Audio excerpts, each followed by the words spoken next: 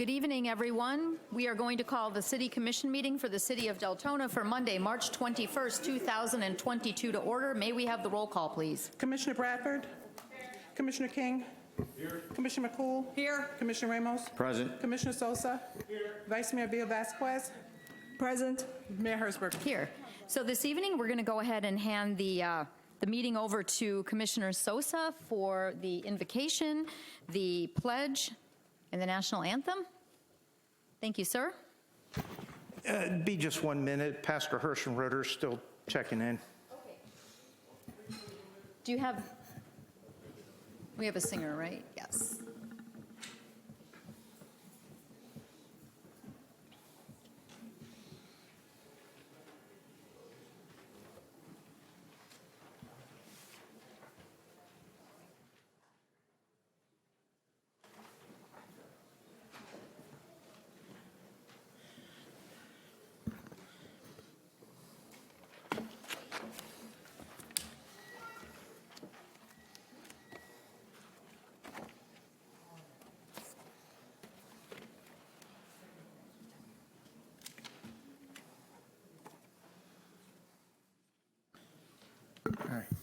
If everybody would stand up for the invocation, we have Pastor Byron Herschenroder from Faith Baptist Church in Deltona.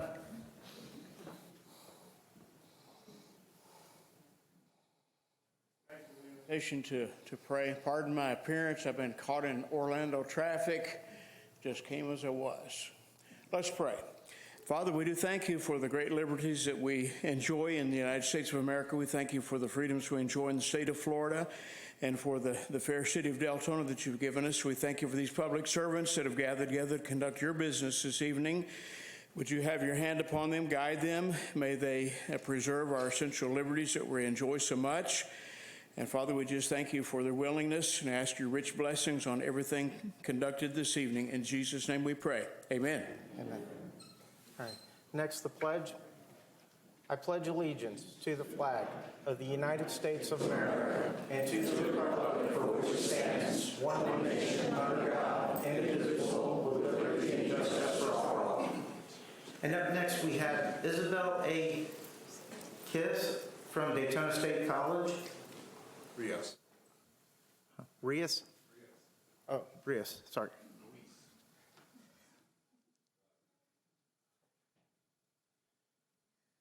Oh, say, can you see by the dawn's early light what so proudly we hailed at the twilight's last gleaming, whose broad stripes and bright stars through the perilous fights o'er the ramparts we watched, who were so gallantly streaming, and the rockets red glare, the bombs bursting in air gave proof through the night that our flag was still there. Oh, say does that star-spangled banner yet wave o'er the land of the free and the home of the brave.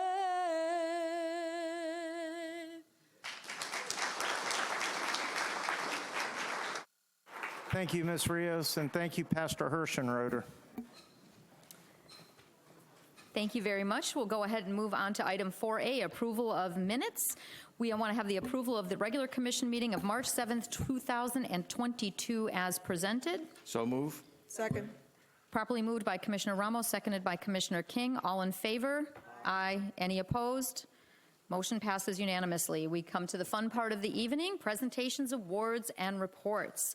So first up this evening, we have a presentation, Deltona Building 2 by Dr. Tom Labasso, who's president of Daytona State College. Welcome, Dr. Labasso. Thank you for coming out and sharing this great news with us this evening.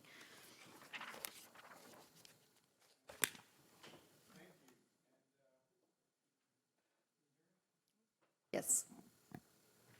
Okay. I'll try it. There you go. Thank you. Proud to be the president of that young lady singing the anthem. Go Falcons. Great job. Great job. Well, thank you, Mayor Hertzberg, Vice Mayor Avila Vasquez, and commissioners. It's my privilege to be here again. It's been a little while, but an opportunity to update you on our Building 2 here on the Deltona campus.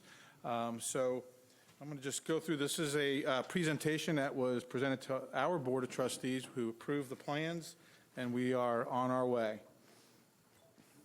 That's the schedule there. You can see where we are in terms of our planning process there in the months of January and February, and have gotten that approved. Here's the location of the building. In Orient, you see Fathi Hall there, and to the left bottom corner there is the plot for the new location. It stays within the Loop Road, so that eventually when the next building comes, and it'd be more of an administrative building, that's where I think you've seen in our master plan a new entrance forming, but that would be in a future phase. So the building was decided to be placed here to help create synergy between Fathi Hall and this building, and they'll be creating a nice courtyard, which you're going to see here in a few minutes. It's a 2-floor building, 30,000 square feet. It's going to be housing a couple specific destination programs. It's going to offer the full AS degree in nursing. We anticipate about 90 students alone for that program. It's going to also host a brand new program, sonography, an AS degree in sonography. It's also going to be the home of our machining program. And machining was chosen to be a nice conduit to Pine Ridge High School's Manufacturing Academy. So a seamless transition for those students to continue if they choose to in that line. Again, it'll be a 2-story building. You have science, you're going to have a full science lab. You're also going to have a chemistry lab. So all courses, A to Z, to complete the degree will be housed right here in Deltona. This is just some of the design elements, the architect pulling from to put the building together.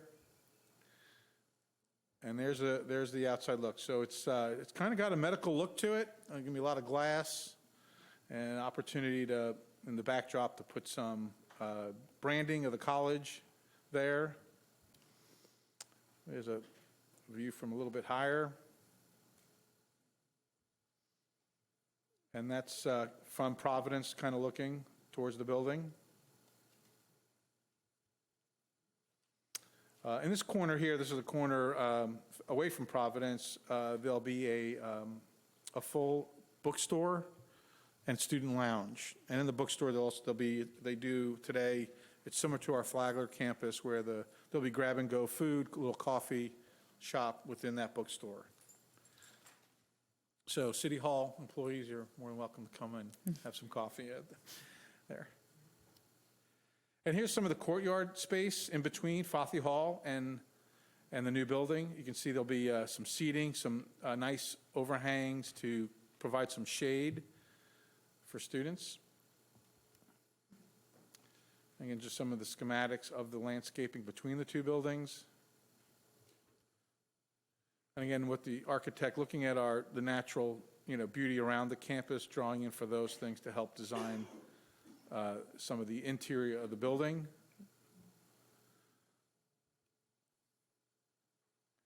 And this is a view of the first floor. That's where I mentioned to the right there, you see there's a bookstore that flows right into a student lounge area.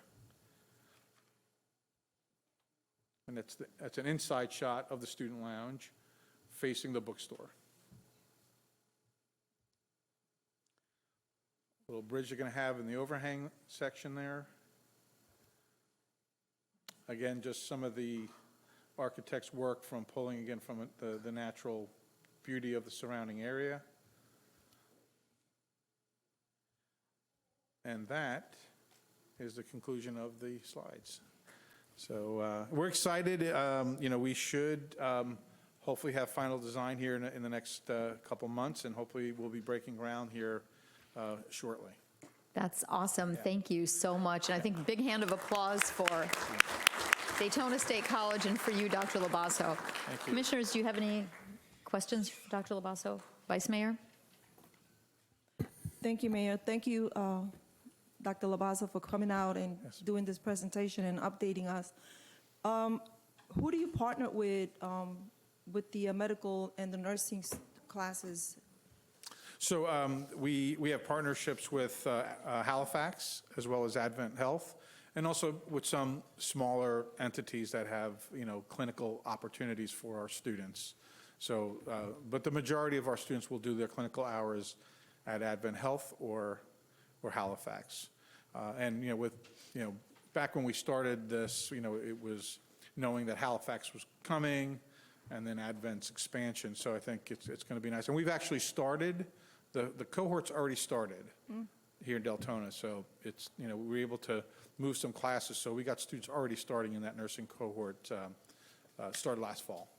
So most of your graduates graduate right into working with the hospitals, which is? Yes, yeah, these are AS degrees, so they are licensed nurses when they have to pass the licensing exam, but it's the ADN program, and they are employable, and frankly, they're getting multiple offers, before they actually graduate. So our pass rate is extremely high. Something we've been very proud of. It ranges in the mid-90 percentile of the state passing exam rate for the license, and then these students are also then eligible to go into our BS in nursing program that we offer, and many of them are doing that because that helps them for upward mobility, for promotions and things like that. So this AS degree feeds right into our bachelor's degree, but a lot of students will go and work, and because there's a lot of tuition assistance through the hospitals. So they'll be hired by Advent or Halifax or other entities, and then continue on with us for their bachelor's degree. Who are you looking to work with as far as the students who are taking up machining? So we're members of the Volusia Manufacturing Association. We're also we're the first FAME school chapter. That's the Manufacturing Association in Florida, the first chapter. So we have a pretty good network. And Volusia County has, over 300 different manufacturing companies. And so we work with all of them to help, promote this. And through the school system, we work with the school system to encourage dual enrollment. So sometimes students can even get a jump start in machining. This semester alone, we have, I think, about 60 students in the vocational programs, and about 15 or 18 of them are specifically in machining. So we have a pretty good pipeline, and but this is, we have students that come from Deltona. Currently, they're driving all the way to Daytona to do it, and now they'll be able to do it right here in their backyard. So, and we are looking at possibly another vocational program. It most likely will be HVAC. So we live in Florida, and you can't have enough HVAC technicians. So that might be another program we'll be able to bring into, if not in this building, it might be in Fothy Hall. The one side is kind of designed for a vocational kind of program. So that may be another program we bring. And again, we'll work with the high schools. We're in the high schools constantly promoting the vocational technical programs. And the demand has been pretty good for these programs over the last couple of years. They're stronger than our traditional AA, which is our big program. That's really a university transfer type degree. Our vocational programs, because the jobs have been plentiful and the pay has been getting better and better. Thank you. And we're happy to see that all this is coming right here next door. Absolutely. For the students here in Deltona, even the adults, right? Yes, yeah. We will have a good adult population here. We will most likely, if the demand is there, we will offer even night classes in machining. So if someone who's transitioning from a different career, he'll have the opportunity to do that at night. Thank you. Commissioner Bradford? I just want to say thank you. Thank you, thank you, thank you. You know, we've got our high schools bringing these great programs, and, you know, to have this college here, it's awesome to say, we've got our own Daytona State, and we've got this going on right here, you know, and I'm happy to hear you're talking about doing the HVAC. We'd like to see some electrical and plumbing and other contracting as well. I think they're very much needed to get these trades out there, but I am so excited to see our campus expanding, which means our city, our talent, and everything's expanding, and I really want to let you know how much we appreciate you having the faith in our city. Well, thank you, thank you. No, it's, you know, it's been on our radar for a while. I'm glad we were able to see it through, and we had great support from our state legislators, so we couldn't do it without them, and we're excited to bring these programs. It'll be so convenient for the residents of Deltona and neighboring cities too. You know, DeBerry and Orange City kids will definitely take advantage of this location. So we're excited to expand here. Well, you know, we got such great residents and talent, you know. That's right, we do, yeah. So, Commissioner Sosa? I too want to say thank you. Currently, my son, he's in the Advanced Manufacturing Academy at Pine Ridge. Okay. And this year he's doing dual enrollment, and he's doing your engineering degree out. And I know it's a trek because I drive him out to Daytona several times a week. So, you know, this would be great to have this type of applications here right in our own city. So thank you very much. well, you're welcome. And I said the thing that we were able to do with this building is we added other science labs, so you can get, you don't even have to go to DeLand campus you'll be able to do everything right here. So it's going to be from your English classes all through all your sciences and stuff will be right here. Commissioner Ramos? Thank you, Madam Mayor. I just wanted to again say congratulations. Having worked at Daytona State years ago and hearing about this, and always the challenge was that our students needed to go elsewhere. But it's great that we're going to have a facility here, especially with the nursing program. I know we've had it, but it's been in a rotation. But knowing that they can start and finish here, I think it's a great opportunity, especially with the medical hub that the city of Deltona has become. And it's great to see it expanding. And thank you also to, obviously, to the state representative. And we also have here one of your board of trustees, Bob Davis, who's always making sure that we know what's going on. So thank you, and it's glad to see this going into fruition. Thank you, Dr. Lobasso. We really appreciate it. Thanks again. Thank you. We agree, Bob. Okay, next up, we're going to have a proclamation proclaiming March as Senior Nutrition Month. Vice Mayor?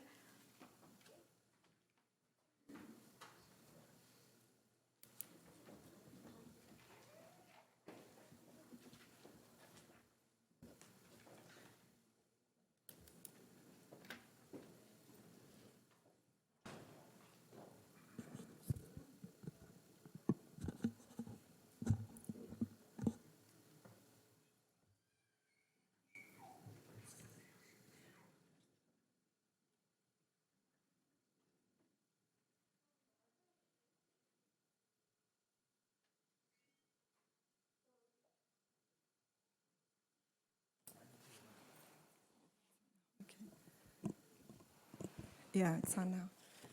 So this is a great honor for me, being that I was part of the Meals on Wheels when the organization was on Lakeshore Drive, right?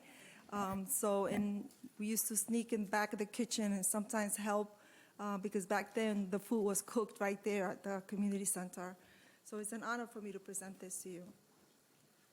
So whereas on March 22nd, 1972, President Richard Nixon signed into law a measure that amended the Older Americans Act of 1965 and scheduled a national nutrition program for seniors 60 years and older. And whereas the Meals on Wheels Association of America established the National March for Meals campaign in March 2002 to recognize the importance of Older Americans Act senior nutrition programs and raise awareness about senior hunger in America. And whereas the 2022 observance of the March for Meals campaign provides an opportunity to support the Council on Aging of Volusia County senior nutrition programs that deliver vital and critical service by donating, volunteering, and raising awareness about senior hunger. Whereas for more than 50 years, Council on Aging of Volusia County has been only local, nonprofit, focused exclusively on providing vital services to Volusia County seniors, and our staff and volunteers are trusted advocates to the growing number of our elderly neighbors in critical need of assistance to maintain their independence. And whereas the mission of Council on Aging of Volusia County is to enrich the lives of our most vulnerable elderly citizens by providing services that enable them to remain safely, comfortably, and with dignity in their own homes. And whereas the Council on Aging of Volusia County Senior Nutrition Program in Volusia County provide much-needed socialization opportunities for seniors to help combat loneliness and isolation. And whereas the Council on Aging of Volusia County volunteers and staff deserve recognition for the contributions they have made and will continue to make to our local communities. Now, therefore, we, the Mayor and City Commission of Deltona, Florida, do hereby proclaim March 2022 as Senior Nutrition Month, executed this 21st day of March 2022. And the program Meals on Wheels still exists, right? So if anybody has any free time, that is the most valuable and most heartwarming thing that you can volunteer for. Because once they get to know you, they're waiting for you at that door, and they want to drag you in to start a conversation with you. So I don't know if you want to say something. Would you like to come to the side?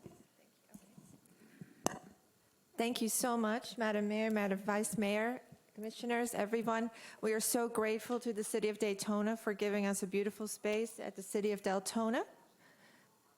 What did you say, Deb? I am joined, by the way, I'm Evelyn Kraljic. I'm one of the co-executive directors at Council on Aging, and I'm joined by Nettie Jackson and Deborah Cruz, who are our program managers over the Nutrition Department and the Senior Activities Department. And again, I am so thankful for this beautiful space you give us to do exactly what you stated.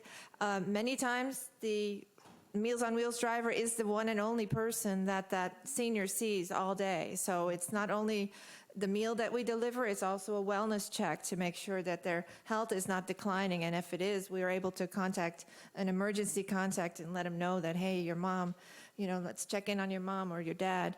Also, I'd like to plug our community event that we have next Thursday. It's called Dancing Through the Decades. It's open to everyone. It's being held at the Ocean Center in Daytona Beach. And as the name says, it's a dance. It's a DJ. We have people that come and dress in their favorite decades. It's fun. There's a dinner. And there's still tickets available. If you'd like, you can visit our website at www.coavolusia.org. And finally, even though we do receive funding from the federal and state government, we're always looking for at least 30% for private donations. So if you feel so inclined, we're always able and willing to accept your donations. Again, go to coavolusia.org. Can we have a picture? Yes.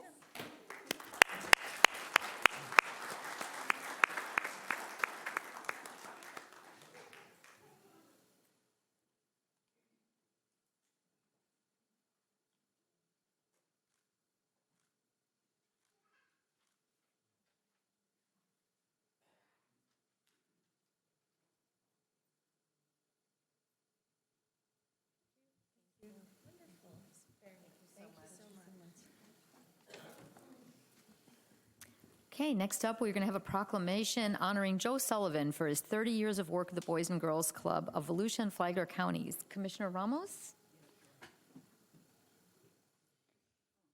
Come on up, Joe.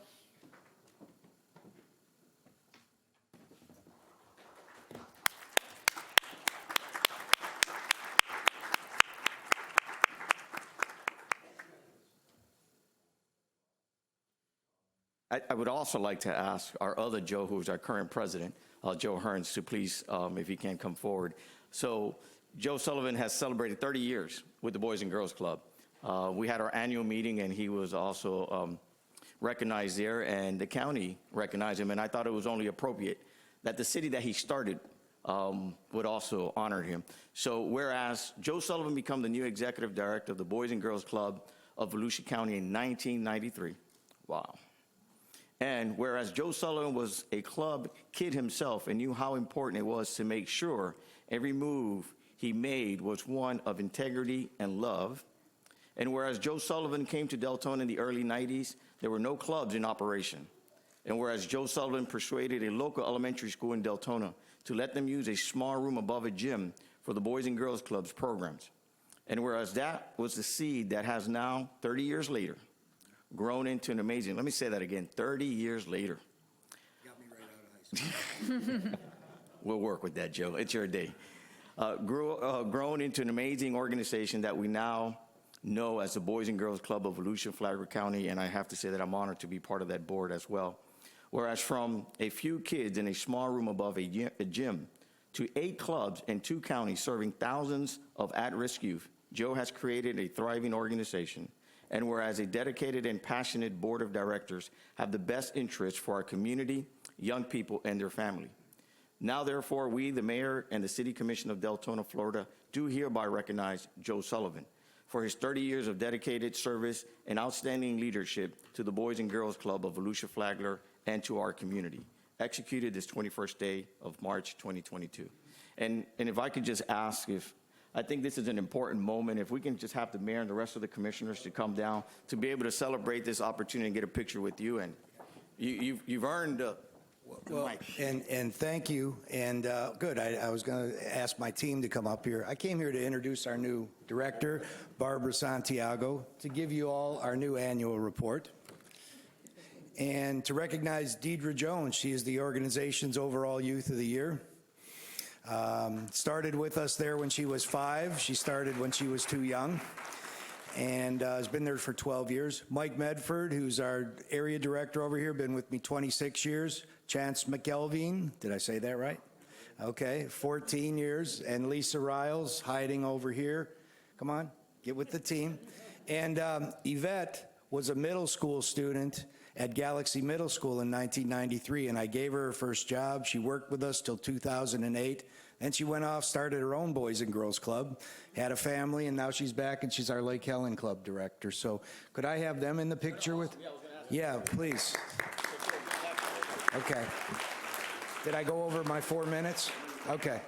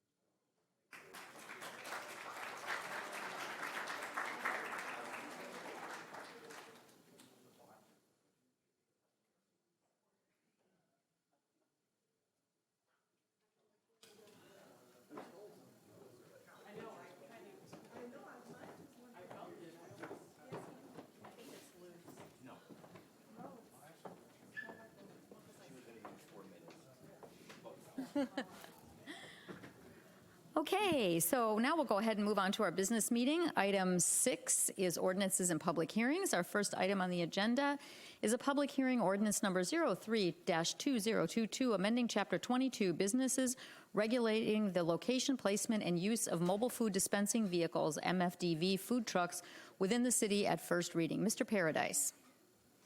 Thank you, Madam Mayor. Before I go off on a short presentation, just a housekeeping measure.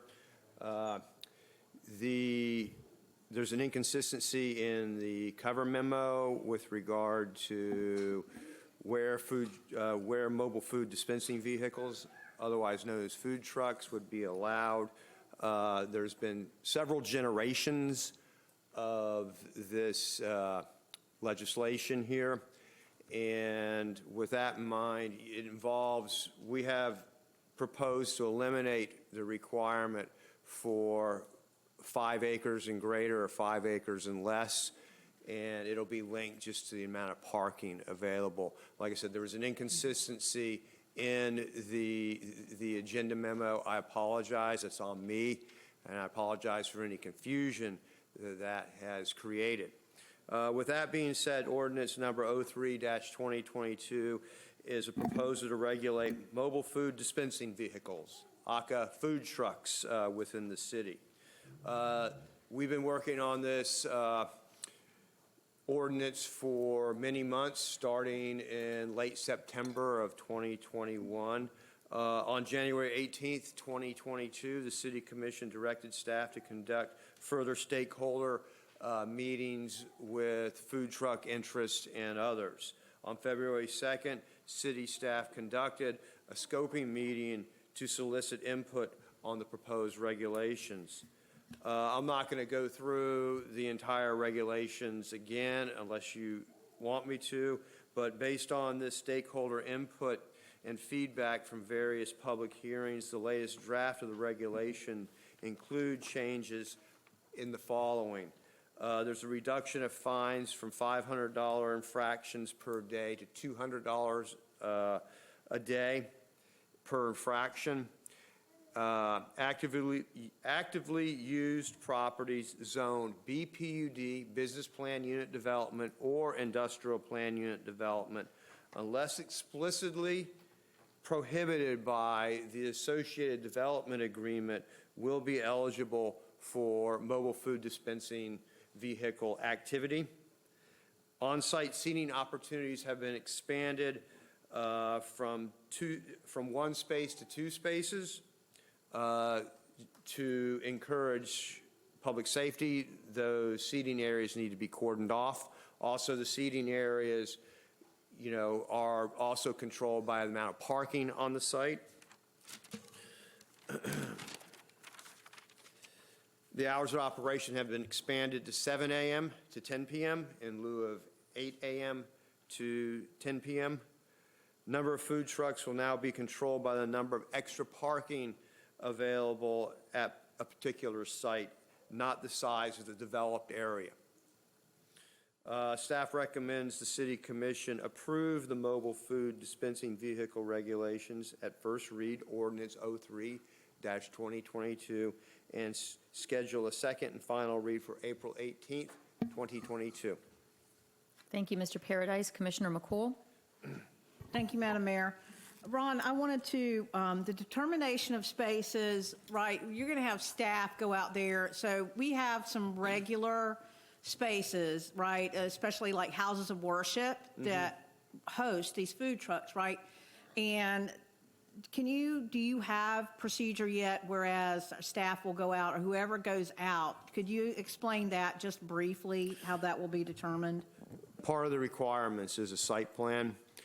And that site plan will depict the amount of parking available at a facility, and what happens is staff will cross-reference that to the parking requirements within the city's zoning regulations, and just simply count the spaces and see what's available to accommodate the food truck and any seating associated with it. Also, for certain uses like house of worship uses, where there could be different times when the parking's used, staff does have the ability to factor that into the parking requirements. Okay. Last question on this matter, because the ordinance is fantastic. We've come a long way, baby, on this ordinance, and thank you guys for doing this work. It is something digestible. It is something I think that will allow entrepreneurs to be entrepreneurs while protecting public safety. So thank you guys for all the work that you've done on this. My last question is about the Section 3, the permission from the underlying landowner, okay? I just want to visit that for a moment.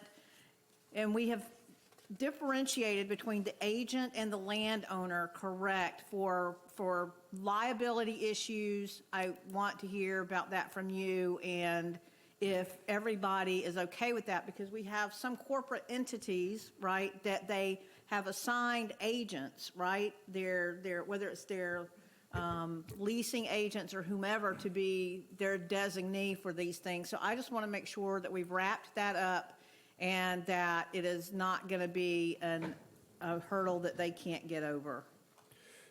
Those agents or property managers, as part of granting permission for the food truck to be there, that package would need to include notarized authorization from the owner to allow that manager to allow the food truck.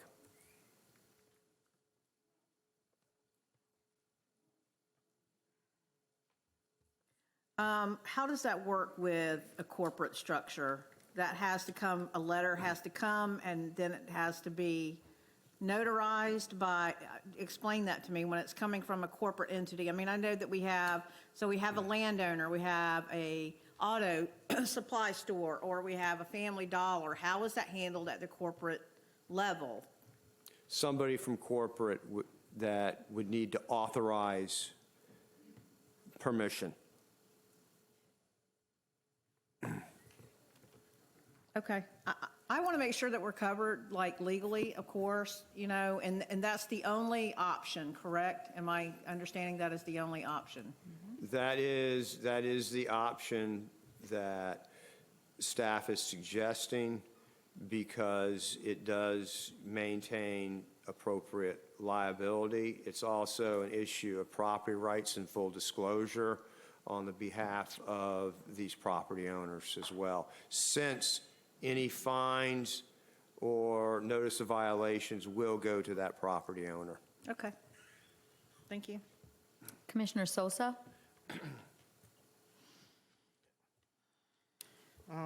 From our last meeting, have we determined how many C1, C2, and C3 properties are available for food trucks to set up on yet?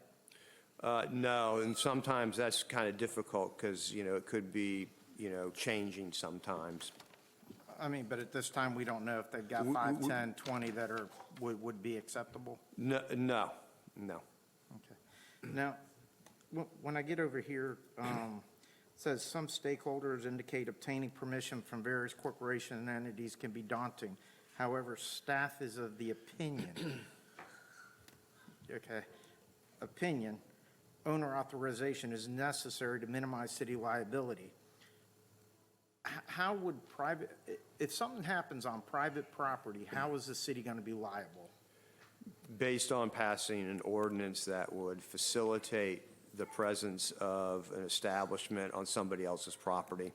But is it the city's responsibility to be the private property police? That is up to the property owner, the managing agency, or whoever to see what is on their property. I'm not sure why the city is getting involved in the private property. It's based also on the fact that the city, the only enforcement mechanism the city really has is to pursue enforcement with that private property owner. So what do you do, say somebody sets up a food truck on Lot A. It's a commercial site, we've got a corporate owner. Code enforcement goes and cites this food truck, but the property owner is not aware that the food truck is there. Do you still fine the corporation? We have that ability. We would first ask the food truck to leave the premises. And if they refuse? Then we would pursue a notice of violation with the underlying landowner. Okay. Mr. Sosa, if I could jump in here. We need to remember that when it comes to code compliance issues, it is the underlying property owner that we have to take action against. When we talk about liability, one of those liabilities is if we were to pursue a notice of violation all the way through to the state magistrate level, and the property owner comes in and says, I was never notified that there was a violation, therefore you have taken away my due process rights, that would be a basis in which they could sue. So that is part of the liability.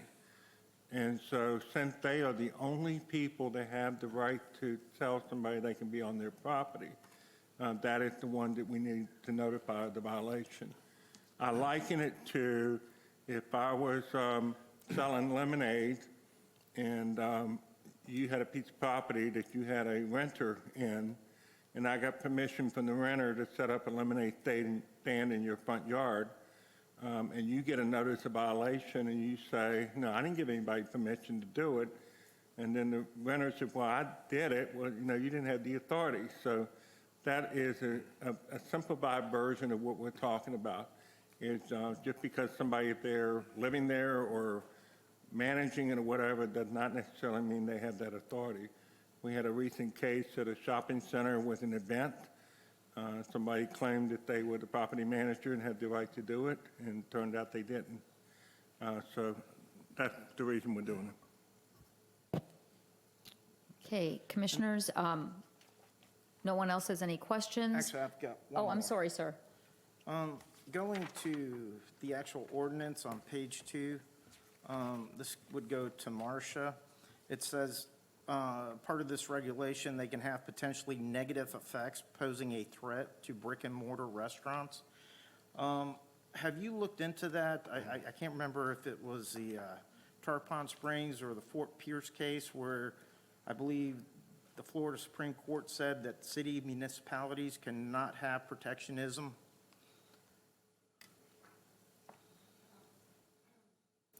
That's not you're talking about in the whereases? Yes. Yeah, I mean, that does not become a legal part of the regulation. It's just the whereases, and I think that one's been in since the very beginning. Right. But in the ordinance itself, there is no attempt to have any kind of protectionism at all in the actual body of the ordinance. Okay, so why would I have, in the whereas? It started in the beginning. All I'm saying is, if the commission's uncomfortable with that whereas, you can always strike a whereas. But it is in attempting, I guess, at the very beginning, like Ron said, this goes back to September, to come up with appropriate whereas clauses.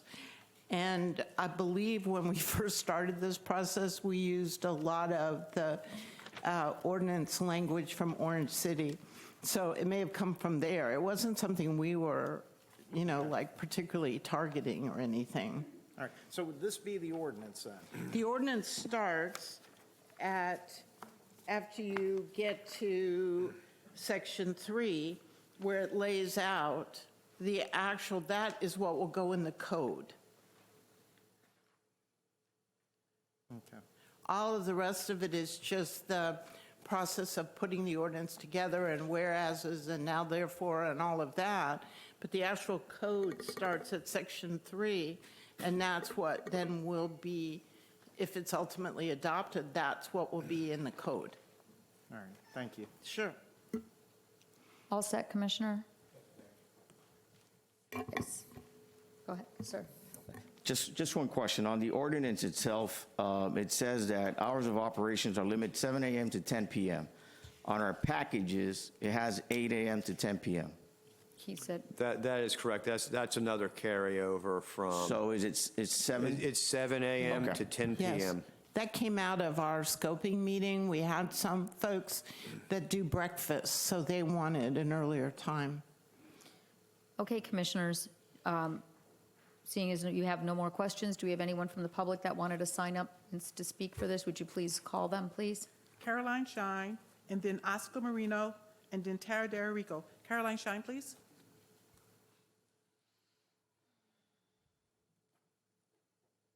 Good afternoon.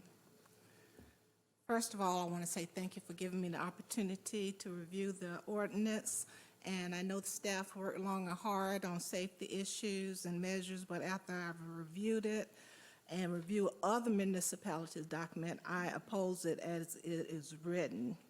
I don't think that it is taking the spirit of the act into consideration, because after all is said and done, the city is putting the sole responsibility on the landowner rather than the food truck.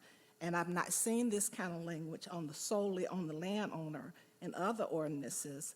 And I was told that it modeled the city of Orange City, but when I read their language, that is not in there. So I have a few problems with the $200 per day infraction on the landowner even though it said in the agenda, the actual language says no less than $200 with no ceiling.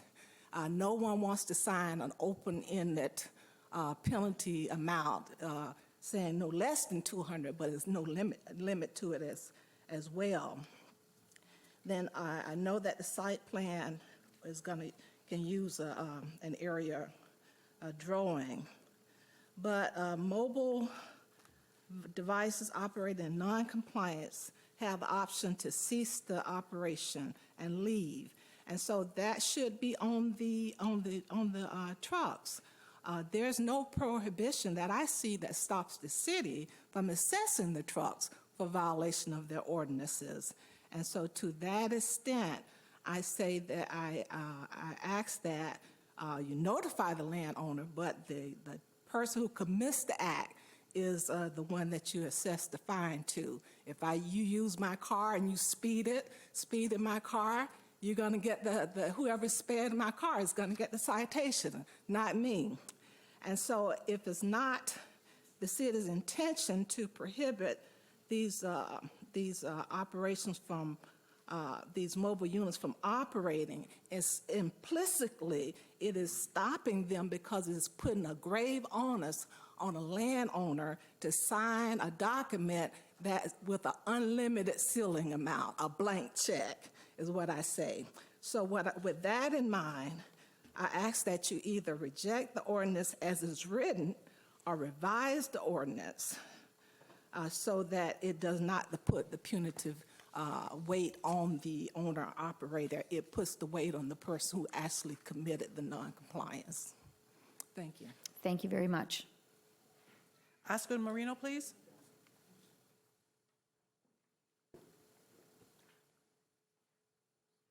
Good evening. My name is Oscar Marrero, and I would like to thank you for this opportunity to speak to the Honorable Commissioners this evening. I would like to say that this ordinance is almost a win-win. Okay, I'm in favor of safety, fire inspection as a food consumer. I'm a food truck consumer. I go to different cities to try the food trucks because, especially in Deltona, we have limited brick-and-mortar restaurants, okay? And I visit Deltona a lot. My family lives here, and there's only fast foods, places only to have food. But the food trucks provide a different service. So basically, I agree with the safety. It's almost a win-win.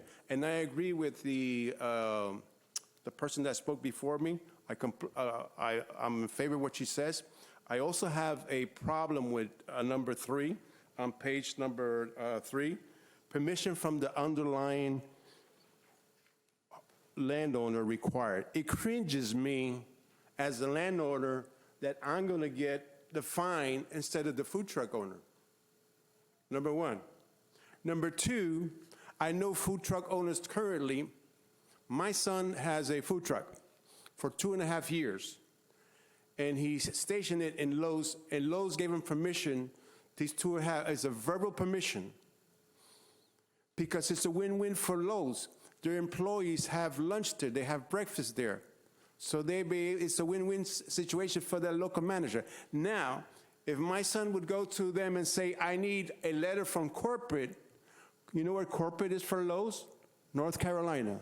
You think corporate's gonna make time and it's going to care about a food truck owner that's parked in Lowe's? That's not going to happen, okay? And number 2, you have limited zones. Z1s and C2s and C3 are very limited compared to other cities. Now, you talk to Orange City, I see there's a lot of zoning, commercial zoning, but compared to Deltona, we don't have that much zoning. It's very limited. So put this burden on is detrimental for the persons like my son. This is his way of living. This is not something does an event occasionally. He's there from Wednesday to Saturdays.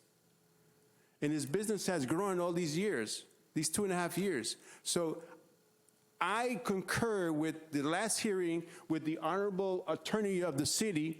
She stated that legally, it would be suffice to have an insurance policy generated by the food truck owner that specify that he is liable, not the owner of the property. The food truck should be liable and should ensure that his insurance covered the premises in that area he's taking in that parking lot, if it's a commercial zone.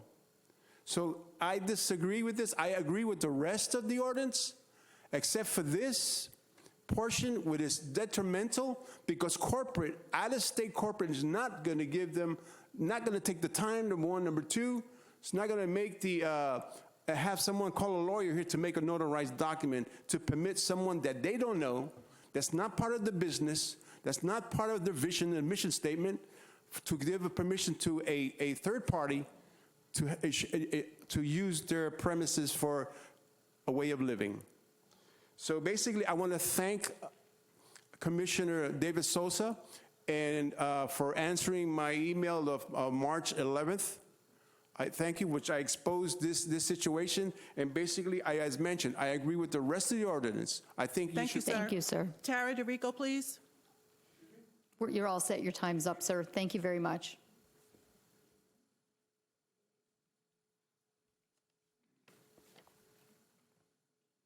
Good evening. Tara DeRico, candidate, District 3, Deltona. So I'm pleased to see some of the changes because I know a lot of hard work was done and I know everybody really wants to get this finished. But I am still concerned about a few of the areas. So some of the items I would encourage you all to seriously take a look at and to consider before casting your vote are exactly what the two folks before me said, is that I get, right, the city wanting to protect itself, absolutely. But to put the punitive burden 100% on the landowner, no landowner is going to sign off on that. So you're essentially, you're making it so difficult that no landowner is going to agree to this, which basically doesn't give them the ability to do their business. Also in regards to item 3, again, don't disagree with needing the permission from the underlying landowner.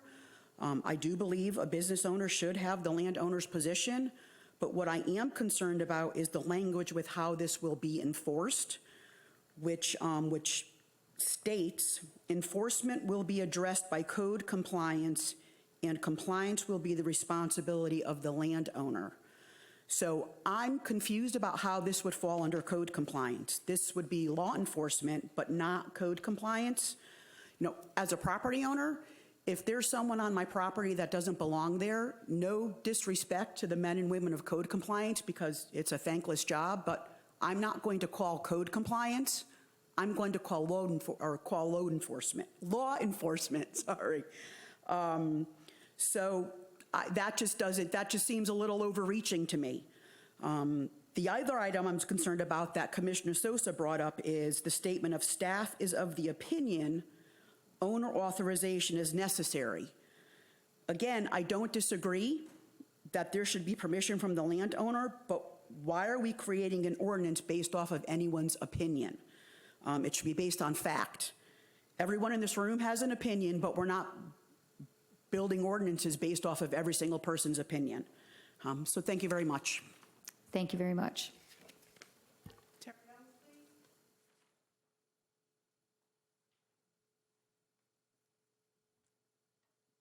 Hi, good evening, everyone. Terry Ellis, Deltona, Florida. So Tara actually said part of what I wanted to say, but I'm questioning when you have a corporation and you have a agent, a property owner agent, and I'm thinking about even franchises. Generally, that agreement assigns liability for that property to the franchisee or the agent slash, well, not property manager, but agent. I'm thinking about Lowe's, for example. Lowe's corporate in North Carolina, whoever owns this store here in Deltona, I question how much authority that store has to allow this kind of transaction on the property. And something that came to mind is when we talk about notifying and having to get permission of the owner, do we need to actually get permission of the owner, Or is it enough to notify the owner that this kind of activity is happening on their property?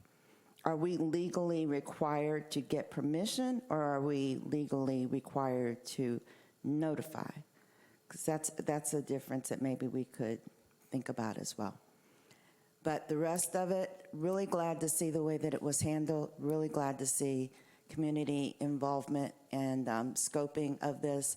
I think it's been a very good exercise. Thank you. Thank you very much. Commissioner Bradford? So that brings up a couple questions. Wait, I'm sorry, Commissioner Bradford, that closes Is there the any more? Okay. No, wait, this closes the public comment portion of the hearing. I'm sorry, Commissioner. Okay. Thank you. So that, you guys actually brought up a lot of great points, and I've got a few questions. Events permit. So, Ron, if somebody wants to hold a special event and they pull a special event permit, is that allowed? Yes. Because they would still have to, show everything, right? So if somebody Special wants- events, permitted special events are exempt from this ordinance. Okay, and then they had brought up, it says no less than 200 cap. Is there a cap? I kind of tried to find that on there. It does say, so do we have a 200 to XYZ? I think, That would be handled under a special event permit, the number of attendees. okay, so now outside of a special event, if somebody is fined, it says they can be fined the $200 a day, up to. So is that capped, as they were asking? So she was, I think it was Pastor Shine who brought No, it? that would run with the land until that fine is or until that violation is addressed. Right, so it's $200 a day. It's not like it can exceed $200 a day. It's $200 a day, because I think she was concerned. Okay, so it's $200 a day up to the time until they get back into compliance. I recently had an individual look at or purchase a parcel next to me, very small parcel next to me, and his full intent was to put a food truck on that site and keep it there full time. Is that going to be allowed? No, ma'am. Okay. The food truck can only be at a facility that is actively developed and used. Okay. And insurance, are we requiring anything to be on an insurance policy that would say, hey, property landowner is listed as an additional insured and the city is listed as an additional insured? Because pretty much people are lawsuit crazy right now. So that's actually a concern to me. Yes, ma'am. Yes. I think we kind of have to go back. The reason this whole food truck regulation started last September was the state preempted the city from being able to issue a business tax receipt or any kind of license to a food truck. So we had to craft a way to try and get fire protection regulations, make sure there wasn't blocking drive aisles, all of those issues. And so the state kind of took away what a city would normally do. And we had to come at it because we do not charge these food trucks anything to operate in the city. We can't require a business tax receipt. We can't require any kind of permit or anything like that. And so that then makes the tie to the property owner where they wish to locate our only method of enforcing violations or a problem or anything else. They're in the drive aisle, they're over there, because we don't, because of that state preemption, have control over the food truck, nor can we charge them anything. So that is, but the city still has to protect the city and make sure that there are the basic safety types of issues that are put into place.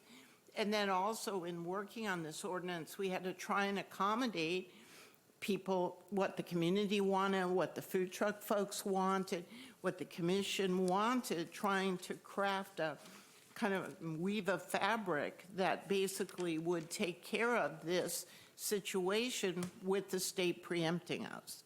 Okay, so then that takes me back to special permit, special events permit. And they are exempt. So So I want to have, and I'm just throwing this out here, I want to have a big family reunion, and I want to have a food truck there. And can I file for a special events permit and with a site plan and have that done? Yes. Okay, so that's Yes. why I was saying under that. And then Yes. two, so we are not allowed to ask for the city to be listed as an additional insured on an insurance Well, policy. And let me tell you where this came up, since kind of I was raised in one of those comments. So we had that last scoping meeting, Ron and I, when a number of food truck folks came in, and we were talking about this very issue because of the difficulty of getting permission from some of the folks that own these properties where they want to put the food truck. I can protect the city from a liability standpoint, and that's what I was talking about, where the food truck would voluntarily agree to basically have the city as a named insured, and that they would voluntarily do that because we can't require them to. And they would also give us a notarized statement that they have the permission of the landowner. Now, this is from a lawyer talking about protecting, but what it doesn't do, that's the legal side. But there's also a policy consideration here, and that is we need that property owner to be involved in this process because it's the only way we can assure compliance. Because Okay, we so- can't do it. Right, so I understand that. So, and I'm just asking out of, I'm gonna say ignorance here, okay? So, XYZ, Ron, you own a food truck, okay? You own a food truck, and you voluntarily say, I'm gonna list the landowner as an additional insured on my policy, and they're covered under my liability, and I'm gonna list the city under that. So, does that not take the liability off of the city and the landowner? So if they had the option to say, hey, I'm voluntarily doing this, here's my certificate of insurance, you're listed as an additional insured, the city's listed as an additional insured, is there an option to do an either or? Would we that way, because I see what they're saying, that, hey, Lowe's located at blah, blah, blah, getting it from corporate, but if Lowe's is saying, hey, if you list me as an additional insured, you list me, the property owner, because a lot of times it could be, you've got a property owner, you've got the building, you know, who's leasing or owning the building, and then you've got the city, right? So if that business voluntarily says, hey, I'm going to list you all as an additional insured, would that suffice as an either or of having to have notarized copies from? The problem is enforcement when we have a problem out there. And this is a code violation if you passed it because it's going in the code. So if there was a problem, it would be a code enforcement officer who would deal with it. And the problem again comes to our weird relationship because of the state preempting us. And we have insurance, okay. But then we have a food truck that's in a drive lane, or the fire marshal's got a problem and they're just not responding. We don't have, that's why in the ordinance it says the property owner would be called in to, you know, for the fine. We don't have a mechanism to fine the food truck. Madam, if I can address something here, because we're kind of dancing around an issue here, but in a typical situation, if you had a food truck that was there without the owner's permission, and we notify the owner that there's a violation, the owner has the right to call the sheriff's department and trespass the people. That's when the trespass and that's when BSO would be involved. So if we noted, you have somebody on your property, you didn't give them permission, the city contacts you and said there's a food truck there, did you, then you would call, the BSO and say, I want to put a trespass notice on this food truck to get off my property. That would be when the BSO would be involved. But our role is to enforce the ordinance. And when it comes to zoning, the only people that we can enforce with is the property owner. even rental properties. One of the problems that we have with rental properties is you have a renter with 6 cars in the front yard. We can't send a notice to the renter. We have to send a notice to the property owner.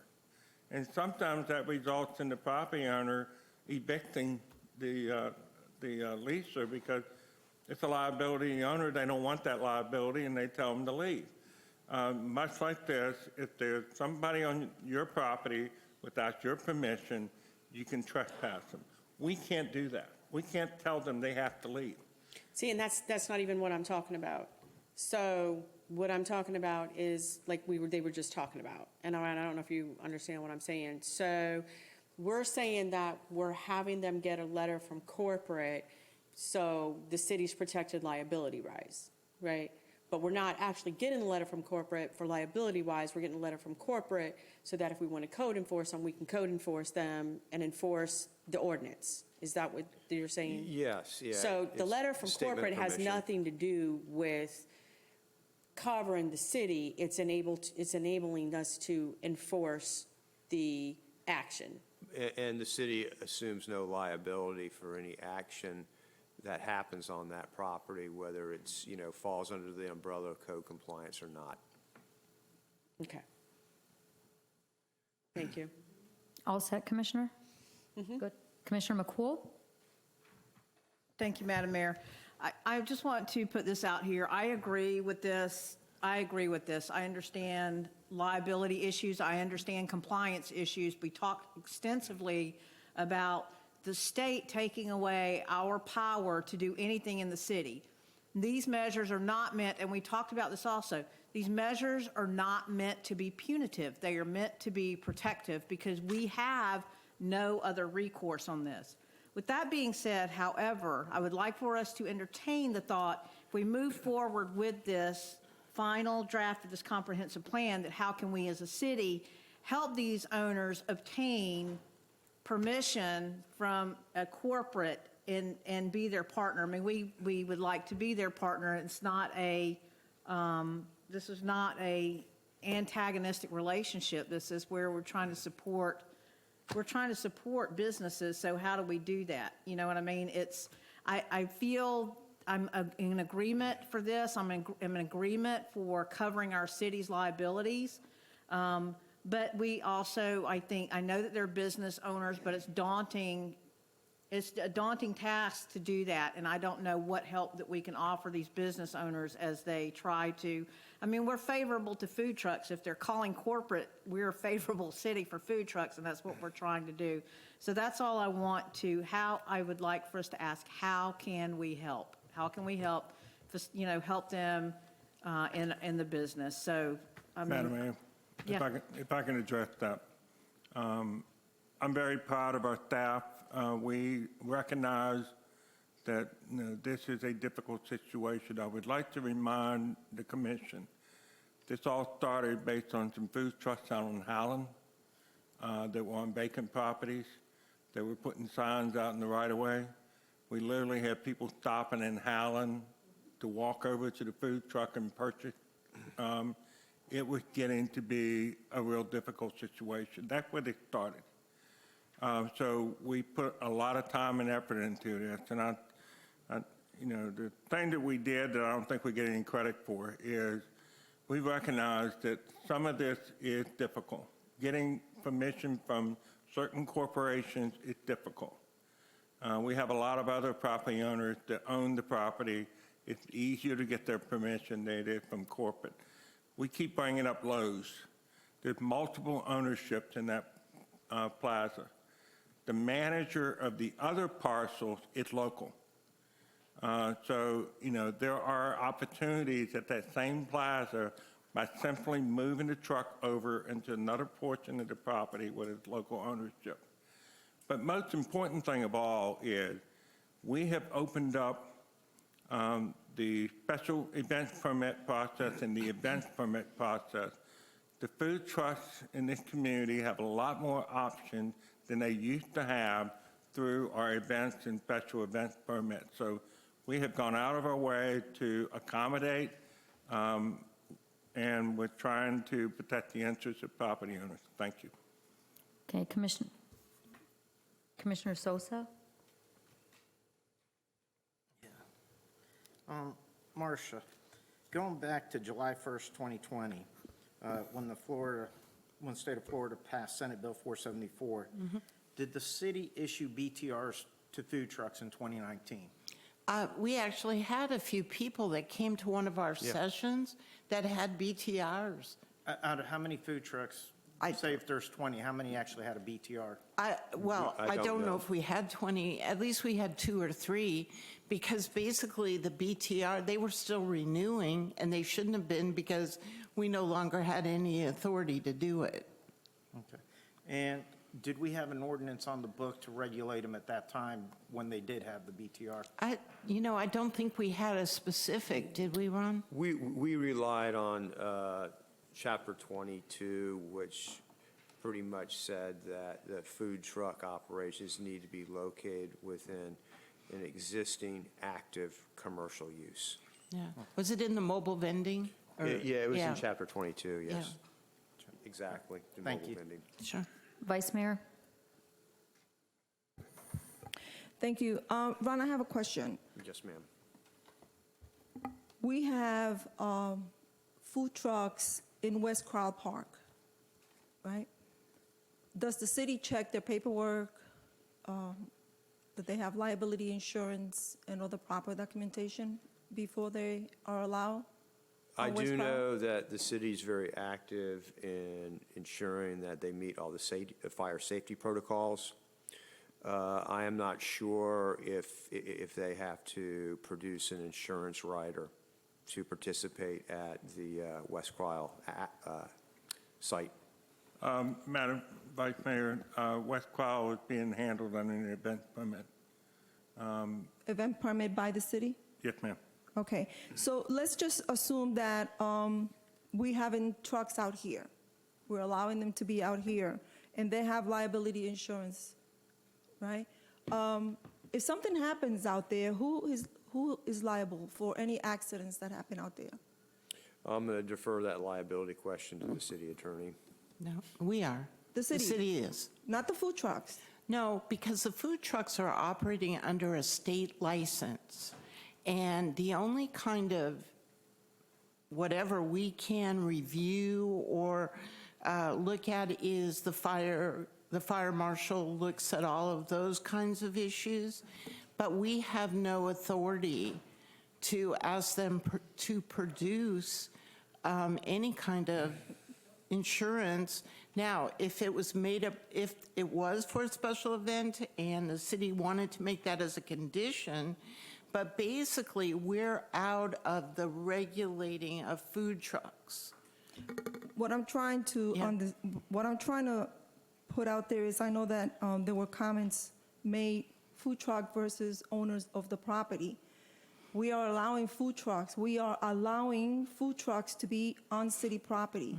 So if something happens to any person that comes onto our property to purchase from a food truck, the city is liable. Yes. Because the city gave the food trucks permission to be on our property. Yes. Am I correct? You are correct. Okay. Mayor, if there are no other questions, I'd like to make a motion. Yes, ma'am, go ahead. I hereby move to adopt ordinance number 03-2022, updating Chapter 22, businesses to include regulations for mobile food dispensing vehicles at first reading and schedule a second and final reading for April 18, 2022. The city manager has the authority to make corrections of scrivener's errors and the like. Okay, properly moved by Vice Mayor Vila Vasquez, seconded by Commissioner King. Marcia, will you please read the ordinance?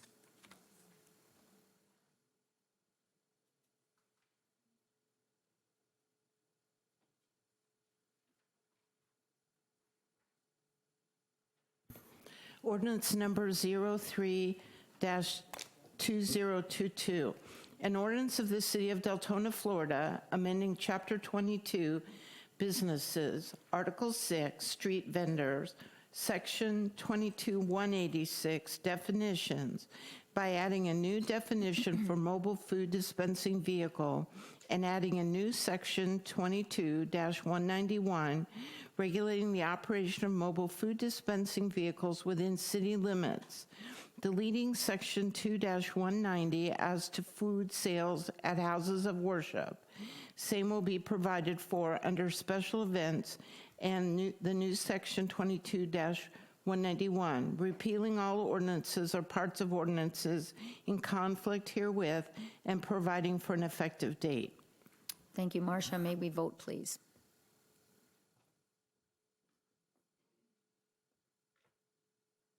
And the motion passes 6-1 with Commissioner Sosa dissenting. Second reading on this will be April 18th, correct?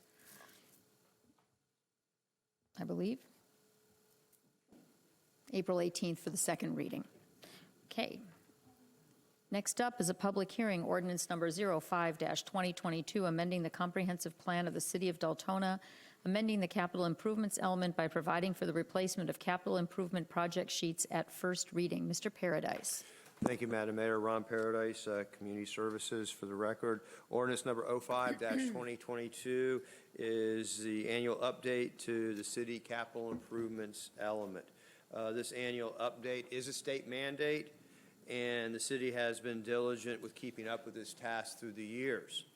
The goal of the report is to analyze the city adherence to its level of service standards for Class A concurrency facilities outlined within its comprehensive plan. Class A concurrency facilities include solid waste, parks, roadways, water, sewer, stormwater, and schools. The latter, schools, is not a state requirement. That is a local requirement here based on Volusia County Charter. With that being said, the city has maintained its level of service with regard to its budgetary obligations. There is extensive support documentation associated with the report, and this support documentation is verbatim from the city-approved 21-2022 budget. Basically, the intent of this process is not to rehash items that are in the budget, but to ensure that the city is underpinning its budgetary actions with regard to the implementation of level of service. Staff suggests that the city approve Ordinance 05-2022 and schedule a second and final reading for April 18th, 2022. Thank you, Mr. Paradise. Commissioner McCool? Thank you, Madam Mayor. I wanted to, did we have a workshop just on LOS? Can you answer that, Ron, last year? I don't remember being there. Did we have any kind of workshop on LOS? We did not have an exact workshop on level of service standards in the comprehensive plan. Okay. So I understand that we're done here. I understand the way things are written. I have some fundamental issues just with LOS in general. I just, one being, I just want to talk about it and be educated. How about that? I'm not going to say I have a problem with it, but I would like to be educated. Because in doing my research on this, I look at LOS and parks where I understand how much we have developed and undeveloped. I also understand our adopted LOS for that. And where do we get our LOS? Is it a national? Is it a local? Where do we adopt our LOSs from? It's mostly based on local parameters. Some of these level of service standards were based on long time, like stormwater management, it's a good example, is based on just long time experience with local stormwater matters here in both closed and open basins. Solid waste is another one, and some of these were predicated on county data back in the day as well. So I get that also, but I just want to mention, okay, that our LOS, I just want to talk about our LOS on parks at 3.50, and Philadelphia has a larger LOS than us on parks. You know what I mean? So I just want to bring that up. The last thing that I have want to be more educated on, and I have asked about this, and I understand, especially with the LOS on education, okay? The LOS on our facilities, I'm looking at that. And my problem is that the LOS is based on the actual facility size, because there's no way to quantify what the LOS is there on the shortages of teachers that we have, support staff, and things like that. So I just want us to talk about this next year when we're talking about this, because look, we're doing work on our comp plan, and this LOS goes to the concurrency, especially with education, towards our comp plan. So I want to make sure that that's brought up, that we have specific workshop on LOS as we're talking about moving forward with our comp plan. Thank you. Thank you, ma'am. Any other comments, commissioners? Seeing none, is there anyone that signed up for this for the public comment? No, Mayor. Okay, that closes the public comment portion of the hearing. Commissioners, we need a motion. Seeing no one wants to make a motion, we'll go ahead and go to the next item. If no one is going to, we'll put this on hold. Make a motion. Yes, ma'am. Oh, she couldn't bring her up. Did you click in? I'm not lighting up, Commissioner Bradford. There's nothing here. Oh, okay. I hereby move to adopt ordinance number 05-2022, approving the 2021-2022 capital improvement elements update by providing for the replacement of the capital improvement project sheets at first reading and schedule a second and final reading for April 18, 2022. The acting city manager has the authority to make corrections of scrivener's errors and the like. Second. Okay, properly moved by Vice Mayor Avila Vasquez, seconded by Commissioner Bradford. May we vote, please? Oh, ma'am, sorry, Marcia, would you like to read the ordinance? Yes, thank you, ma'am. Sorry.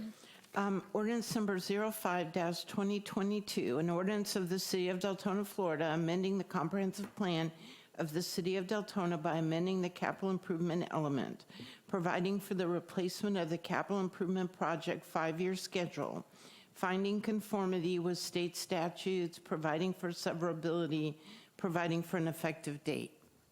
Thank you, ma'am. May we vote, please?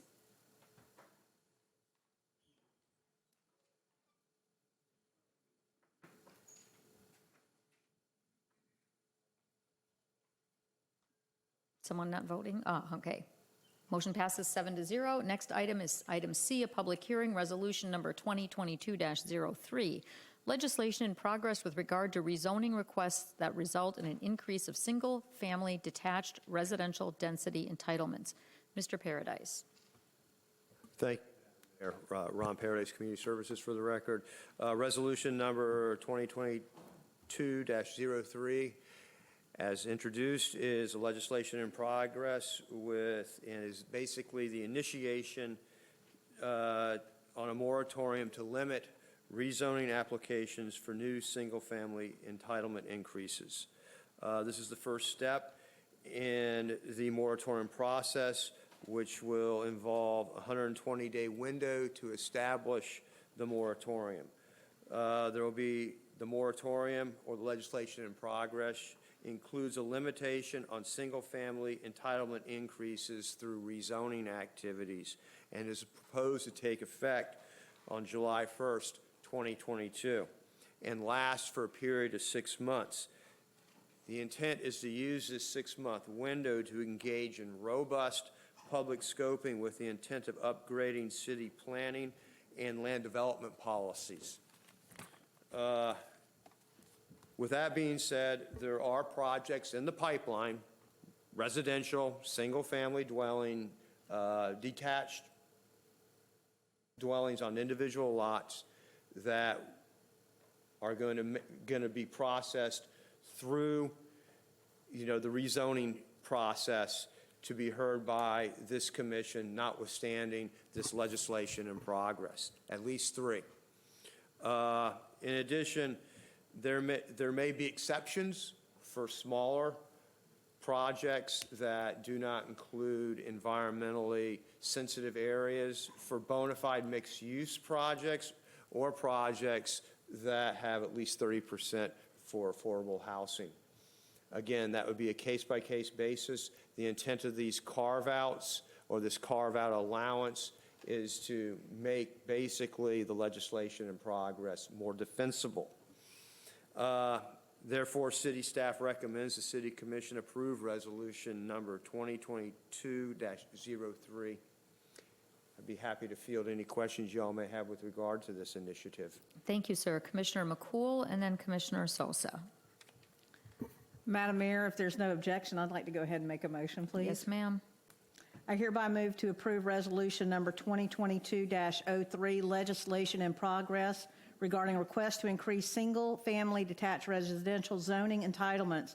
The acting city manager has the authority to make corrections of scrivener's errors and the like. Properly moved by Commissioner McCool, seconded by Commissioner Ramos, and we have more commissioners on the board, so we will now go to Commissioner Sosa and then Commissioner Bradford. My only issue is where it says you have an exemption for small projects. Could you please define what you consider small? Because if we look at, maybe a 300-unit development, and then I look at, potentially Avalon, which is 10,000 units, that would be considered small. Can you please put a number when you say small projects? Yeah, a small project is a request of 20 units or less. 20 units or less? Yeah, that is under, Section 2, Number 3. Now, it could be part of a bona fide mixed-use project or affordable housing that may be more than 20 units. Thank you. Commissioner Bradford? Okay. I'm mixed on this. We've been open for business for 6 years, advertising open for business. We've got a couple projects coming this way, and I did ask you, but I wanted, whatever I say in private, I'm going to bring up here on the dais, and I'd like to have it clarified because we have a community coming in that is supposed to be for housing, and then we have another one down at Halifax Crossing, and you have assured me that this is not going to affect either one of those. Is that correct? That is correct. Now, I want to caution the commission about discussing some of these projects that may come before you. They will come in the context of quasi-judicial, but it does not affect bona fide mixed-use projects that have multifamily elements to them. Okay. So, yeah, that's why it's very difficult to speak on this subject, and it's hard because I know of a few projects that are specifically in District 2 that I don't think this ordinance was put into effect to stop. And I understand the concern on the houses with the small lot lines, and I think that's everybody's big concern, and going into wetlands. I just get concerned with what else could this hinder, because we've been preached to for 6 years on the effects of doing a moratorium, and then now all of a sudden we're throwing out a moratorium, which I hope isn't being used for propaganda. So I just want to make sure this isn't going to close the doors on Deltona. What it does is it puts a moratorium for 6 months on rezonings that increase entitlements beyond zoning for single-family detached dwellings. Okay, so you're saying 6 months. So is it 6 months or is it 4 months? It'll be a 6-month time frame. Because this says 120 days. That we have 120 days to establish the moratorium. So we have 120 days to establish the moratorium. So any project that has come to you, but if not submitted within the 120 days, they have to wait another 6 months. Because it'll take effect July 1.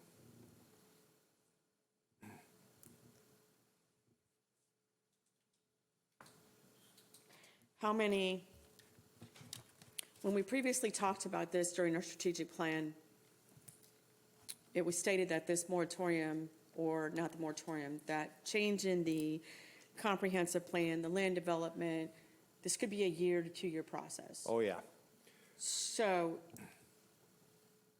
how are we going to whip this together in 6 months? What we're going to use this time to do is to give the community the ability to come in and be educated about growth management, and also to express their values and what they consider to be important with regard to growth and development.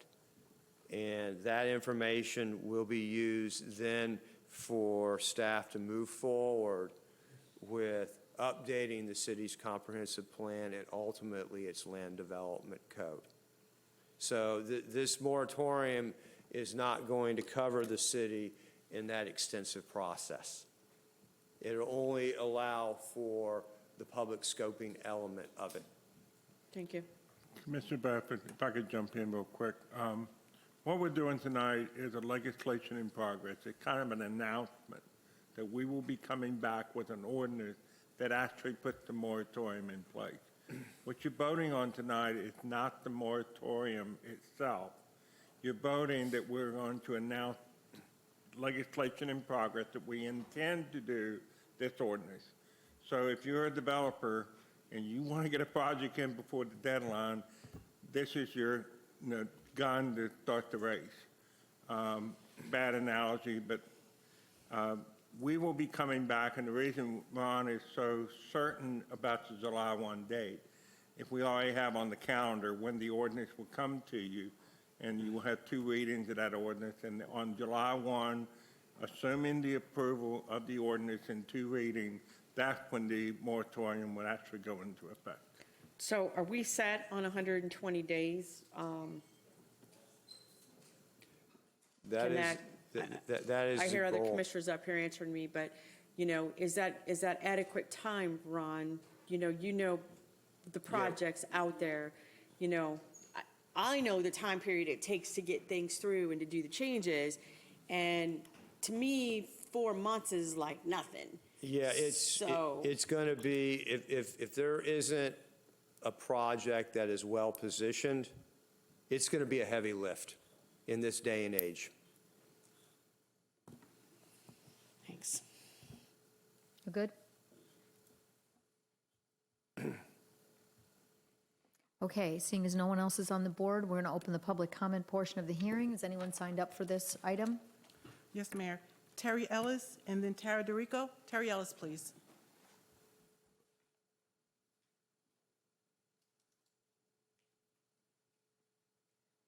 Hi. So Ron made a comment about there would be a carve-out for affordable housing. Any consideration for senior housing? Because let's face it, there's no affordable housing. Well, there's one, maybe. But other than that, there's no other affordable housing projects that are coming to us anytime soon. So any carve-out for senior housing? Yeah, I know, but we're not going to have anybody in 120 days submit an affordable, well, okay. They might not submit it, and even at that, affordable housing right now in Deltona, we don't have anybody right now. The whole AHAC committee is formed trying to do this. So the carve out for affordable housing is good, but what about somebody who might be thinking about senior housing? Might even be market rate, but it's still a senior community. Any carve out considerations for that? I mean, because when we start thinking about what our population, planning to our population for the city, and you get into reports about what this population is going to look like for 2030, between 2030 and 2040, not only do we need affordable housing, but we definitely need senior housing. So whether or not it's affordable or market rate, we still need senior housing. Okay. Thank you. Anything else, Terry? Don't think so. Okay, thank you. We did not put a carve out in there for age-restricted communities, like 55 and older or something like that. Okay, thank you, sir. Tara DeRico, please. Good evening again. Still Tara DeRico, candidate District 3 Deltona. So I'd like to start by saying that I'm not against growth and development, but in order to be successful, it must be smart growth and development. And for those that may not know, smart growth and development equally serves the community, the economy, and the environment. And I'm only bringing this up because I would just like you all to consider all these things as you're going through this 120-day process to start building this out. Smart growth creates a sense of community and provides families with a cleaner and greener environment that can be successfully accommodated by the city and provide quality of life improvement. As a 13-year resident of Deltona, many of the last being heavily involved in community volunteer work, I've had the opportunity to personally observe and experience the infrastructure challenges our city is facing, and this is now at our current population. The existing population of Deltona exceeds many of our infrastructure, utilities, and social services. Continuing to not only support residential rezoning, but to seek it out needs to stop. I'm not confident proper due diligence and forecasting is being done to weigh the more detrimental long-term benefits of improper rezoning and rapid growth with the more immediate short-term economic benefits. Who's looking at the macroeconomic effects of rapid population growth? The strain of natural resources, because they're not finite, social services, education systems, utilities, infrastructures, our sheriff's departments. There's a reason why land areas were originally zoned a certain way. If it was originally, I'm just making stuff up now, but if it was originally zoned for, residentially zoned for one house every 5 acres, then how all of a sudden over the last few years can our city now magically accommodate more density when we've done nothing to expand all of the support areas needed to successfully accommodate this? This is a critical component to assessing smart growth, because when the scale starts to tip over the long term, the excessive growth and development also leads to long-term economic burdens and adverse effects on the residents and community, which we are just starting to see the tip of the iceberg now with the ridiculous amount of traffic, accidents, the unfortunate fatalities. From my perspective and the perspective of many others, Deltona is so focused on new, excessive residential development that it is at the expense of community development. Deltona is so focused on bringing new residents that it is at the expense of a very large population of loyal, long-term residents that have been working just like some of you to improve our city and community. So although I am super appreciative that we're starting to have the conversations and about the 120-day period to get the moratorium going, I fear for my fellow Deltonians that we may be too late. Thank you. Thank you, ma'am. Okay, that closes the public comment portion of the hearing. So we have a motion and a second. Are there any other questions, commissioners, for staff before we vote? Seeing none, may we vote, please?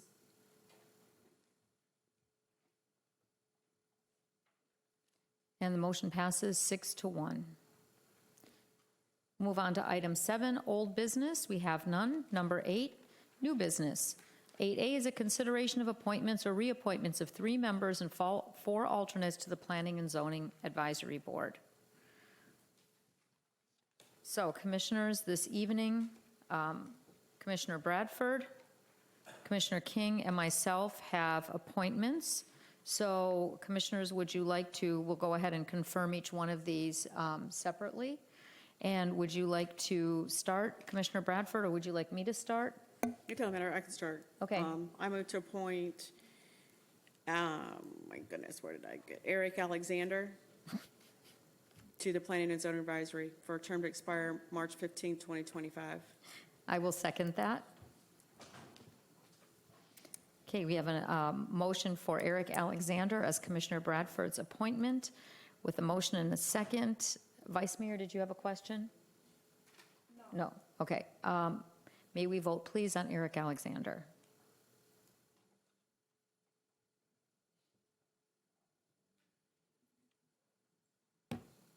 Motion passes 7-0. Commissioner King.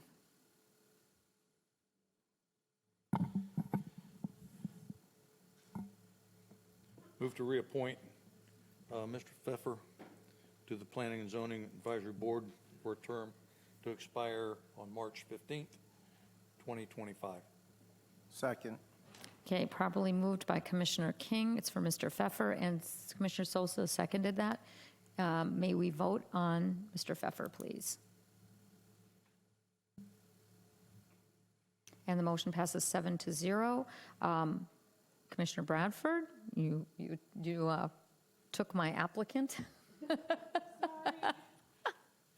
So what we have now, we have several, I need to go ahead and just take 2 minutes to, just to be clear, Mr. Burbank reached out and is not wanting to be reappointed at this time. So to be clear on that, that was his request. So if anyone has anyone that they would like to appoint for an alternate, while I check this very quickly, Commissioner Sosa, did you have someone for an alternate? Okay, go ahead, sir. I move to reappoint Stephen Webster as an alternate member to the Planning and Zoning Advisory Board for a term to expire March 15th, 2025. Is there a second? Okay, properly moved by Commissioner Sosa, seconded by Commissioner Bradford for Susan Webster. Stephen Webster. Stephen Webster, I'm sorry. May we vote, please?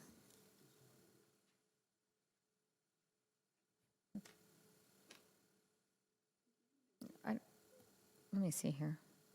Okay. I don't know.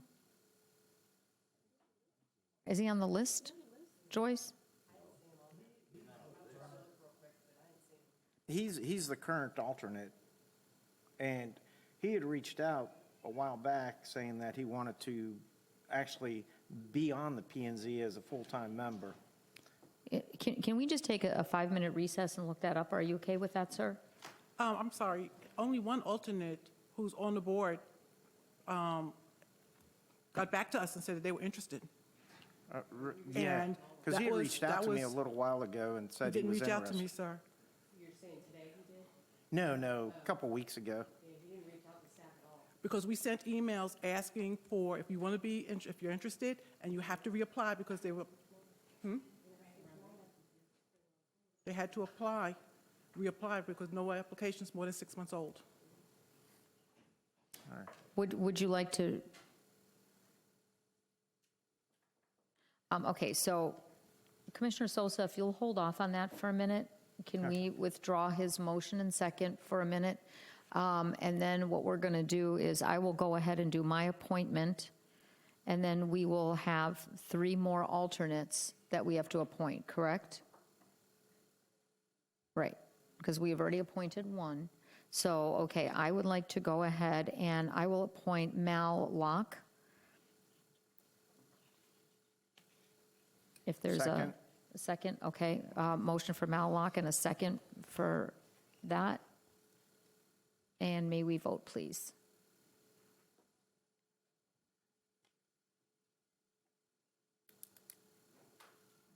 Okay, that motion passes 7-0. So Joyce, may we please go through now and list? We need 3 more alternates, correct? So is Susan Burke? So she's technically a candidate. Mr. Burbank is not, and Mr. Pfeffer was, Mr. Rodriguez. So does anyone? Yes, ma'am. Oh, wait, Commissioner McCool first, and then you, and then Ramos. Madam Okay. Mayor, I make a motion to appoint Manuel Rodriguez as an alternate, please. That's a reappointment, correct, ma'am? Yes. Okay. Is there a second for Mr. Rodriguez? Okay, properly moved by Commissioner McCool, seconded by Commissioner Ramos. May we vote, please? Let Manny. There we are. Okay, and now, Vice Mayor? Yes, I would like to appoint as an alternate Rachel Amoroso. Okay, is there a second for Rachel Amoroso? Second. Okay, properly moved by Vice Mayor, seconded by Commissioner Sosa for Rachel Amoroso as an alternate. May we vote, please?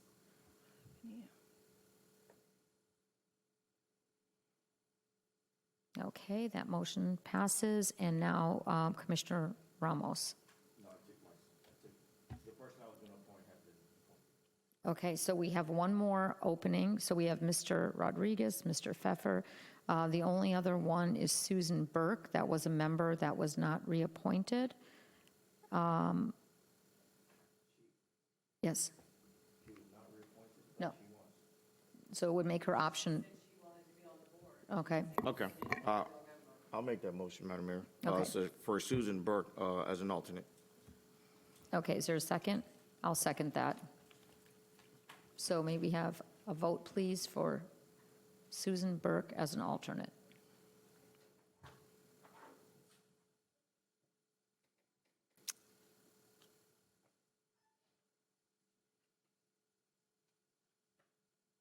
Okay, the motion passes 7-0.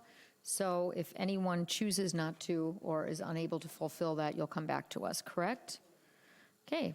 Item B, a new business, request approval to move forward with the owner direct purchase ODP with Hydra Service Incorporated, Ferguson Waterworks, Isco Industries, and traffic control devices for a total cost of $1,508,010.52. The ODP purchase saves $182,030.09 from the overall project. Mr. Peters? Yes, ma'am, we are asking for owner direct purchase. There's actually savings for us to do it this way. It's not uncommon. So we are, in fact, when we do the meter purchases, we will be doing the same thing. So we're recommending approval on this.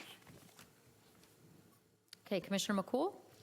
Madam Mayor, I move to approve the owner direct purchases with Hydra Services, Inc., Ferguson Waterworks, Isco Industries, and traffic control devices for a total cost of $1,508,010.52.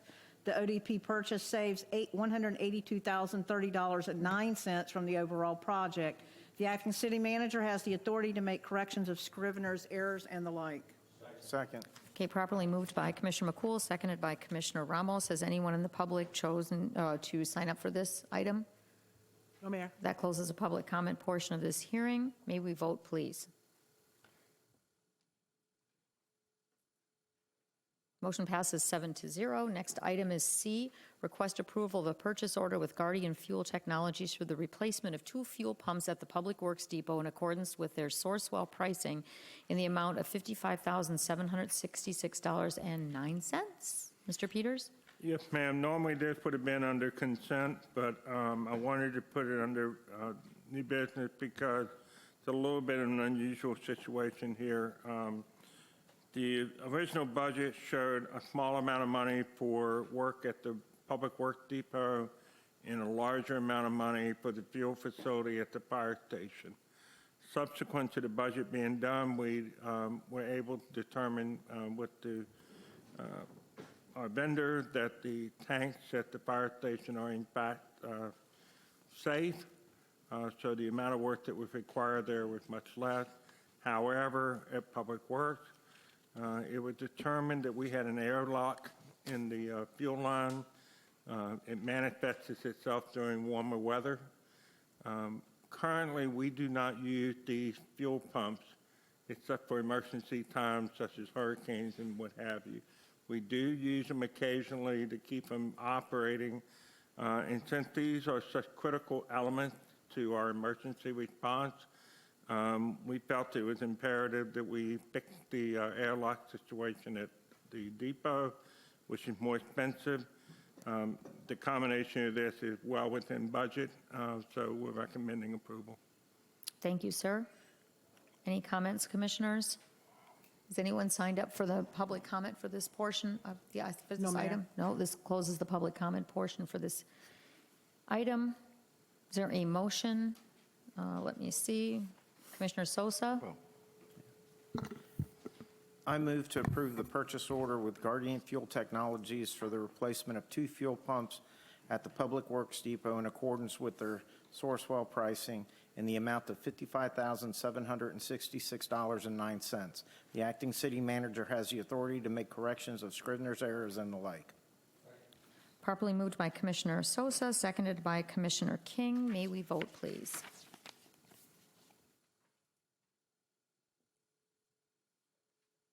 Motion passes 7-0. Next item is D, a contract transportation impact fee credit agreement, the City of Deltona, Integra, and Integra Mist Development, LLC. Mr. Paradise?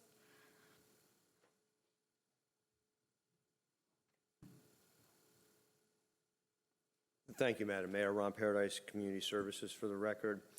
According to Chapter 94, City Land Development Code, impact fees, the city can enter into what is known as a transportation impact fee agreement to ensure certain roadway improvements are completed in lieu of just simply collecting impact fees.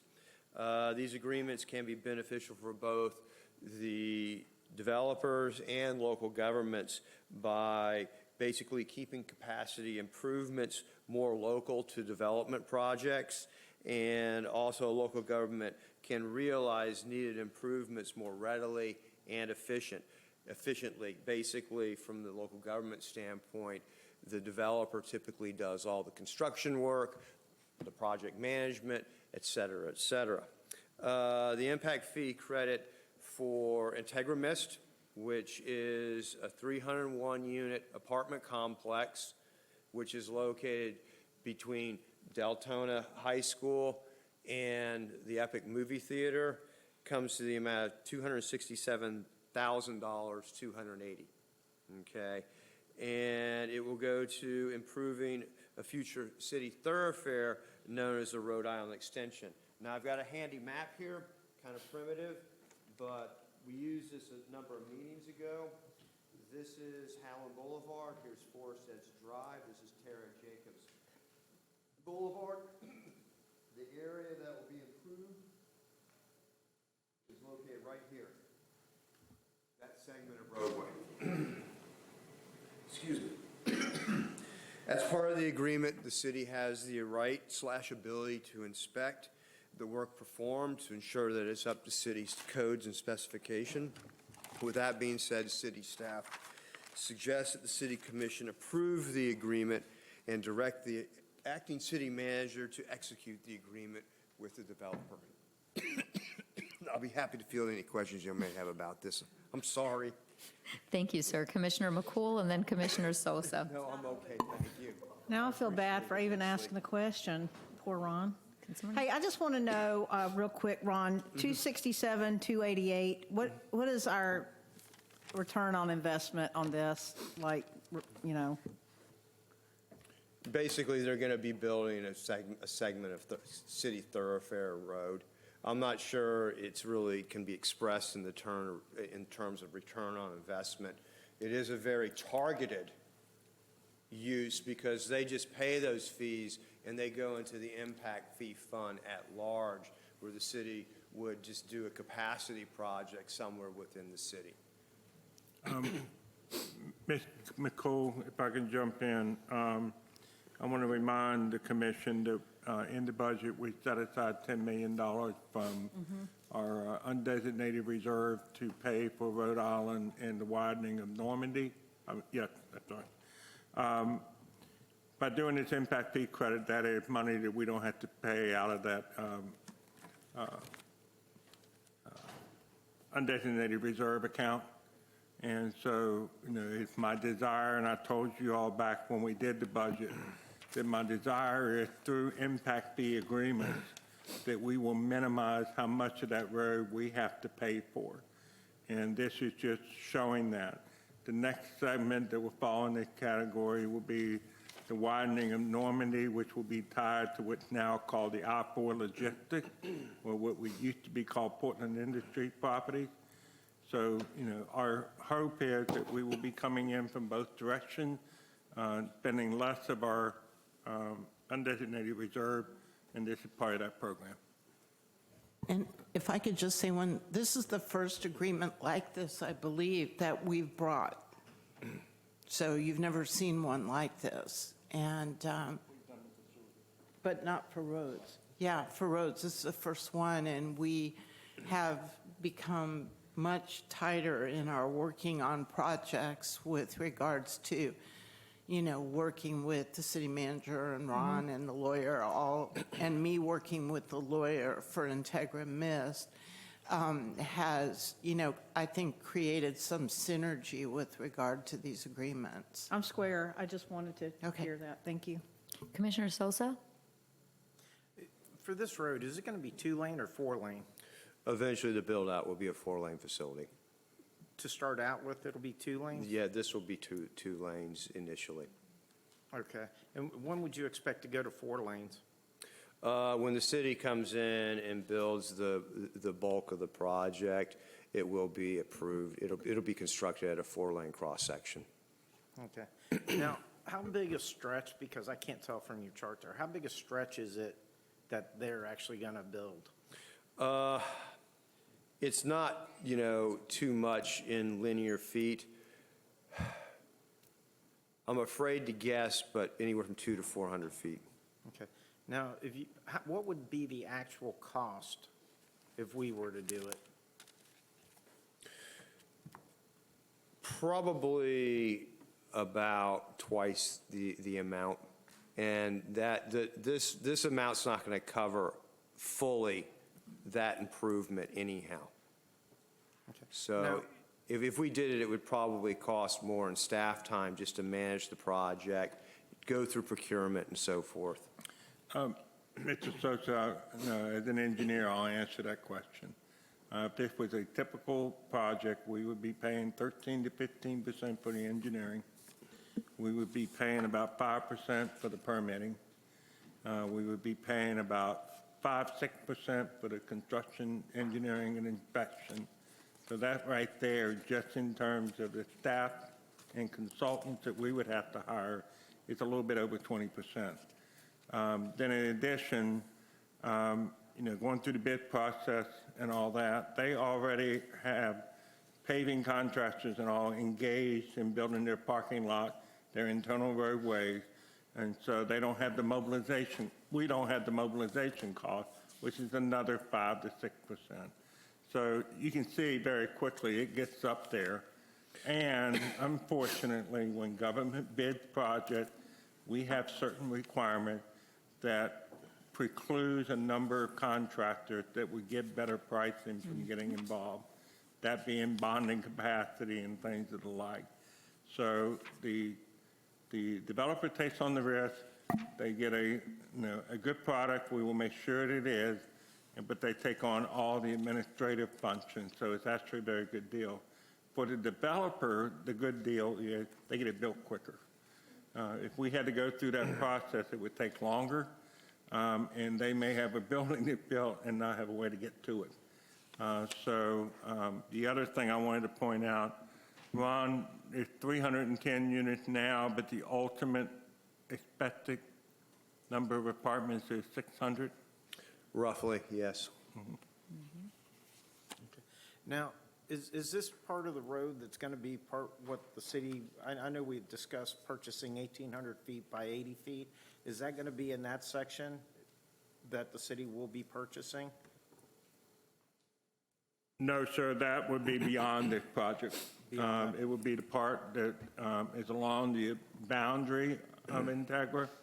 Now, the reason I asked Ron the number of units that's still coming, that means there's about 300 units worth of impact fees that we still are going to get.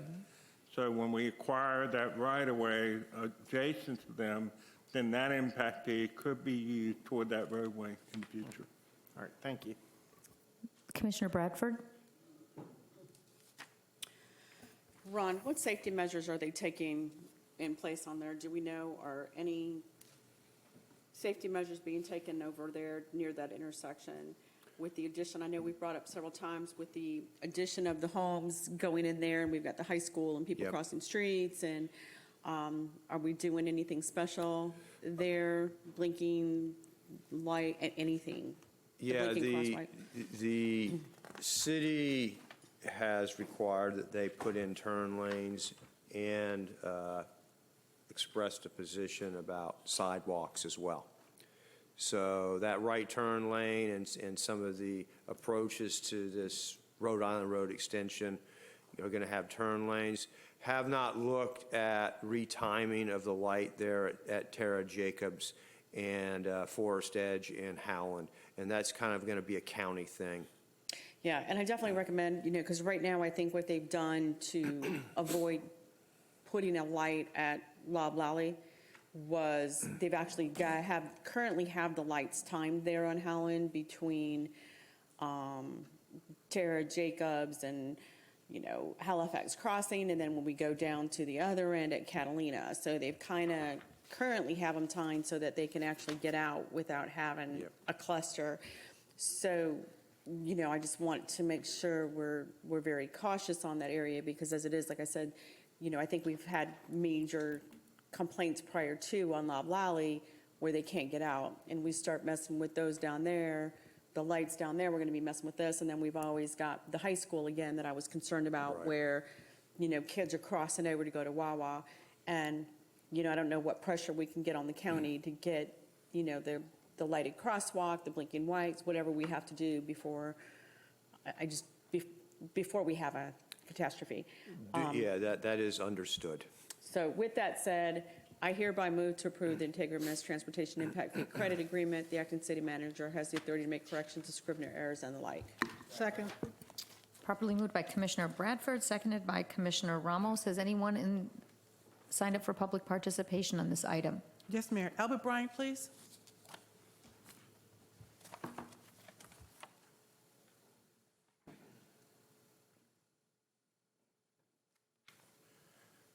Albert Bryant, Deltona. Let me see if I can get this correct.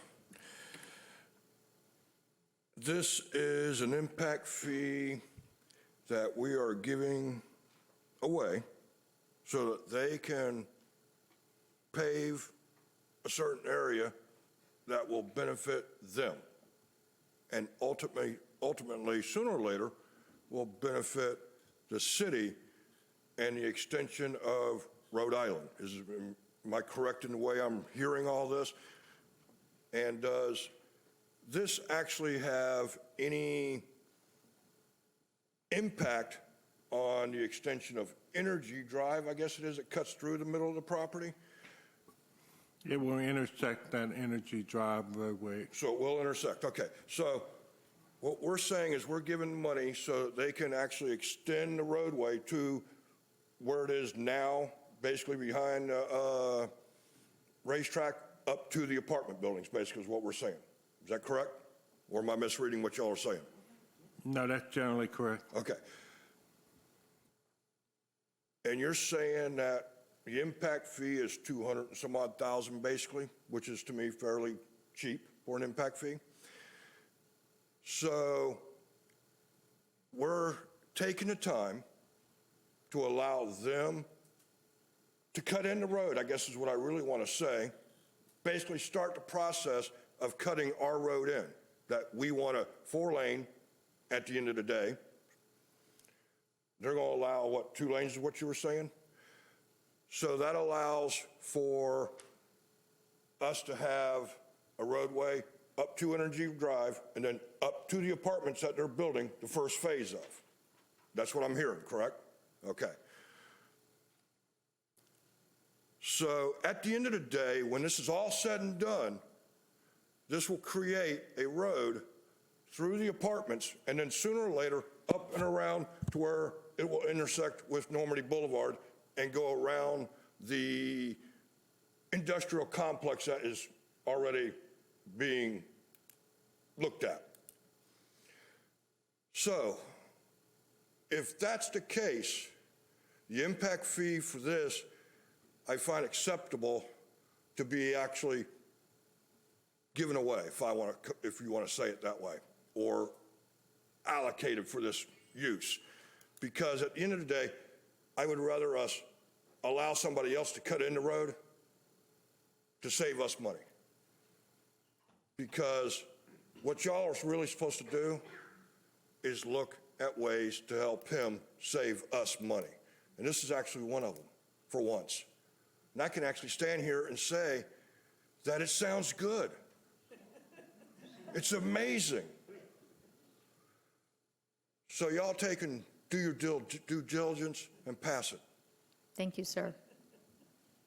That closes public comments. Okay, we have a motion and a second on the floor. May we vote, please?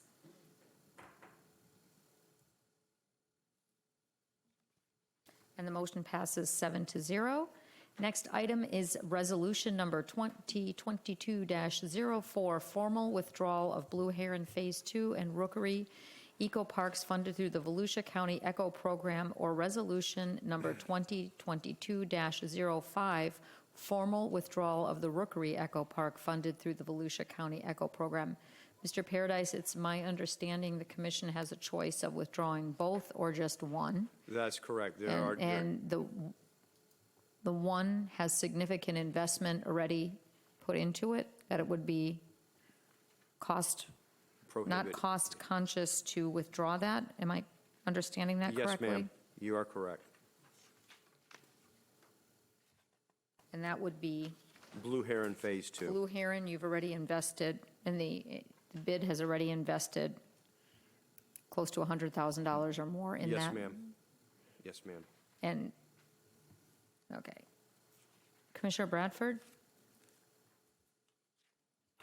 And by withdrawing Rookery, you want to take the Rookery funds, because I know we brought up that we were going to talk about this tonight. So the goal here was to, originally was brought up to stop both, but since we are, like you were saying, we have over $100,523 into it, you want to take the allocated funds from the Rookery and utilize those to put them back into the existing parks, not for any other additional projects? No. You want to? You can't. You have two choices. You either go ahead with both projects, or you go ahead with both, or you go ahead with the one we've already put the 100,000 plus into, and with the second park, you would return the money to Volusia County's ECHO program, and it would go back into their fund. Okay. We can't use that for anything else but the development of either one of these two parks. Am I right, Mr. Paradise? Maybe. You have a 50% match pledge for Rookery would be $275,000 of my Right, so that's my question. Not, I understand there are ECHO funds and those aren't our funds. But the grant match, you were wanting to utilize the grant match for another ECHO project to, I mean, that's, so I'm trying to remember why this come up. So I even went back to the minutes last time. In the minutes, during the minutes, you mentioned that our parks, I believe you said, were in disarray, and you wanted to not do these projects so we could do a ECHO grant or do another project in order to make them better.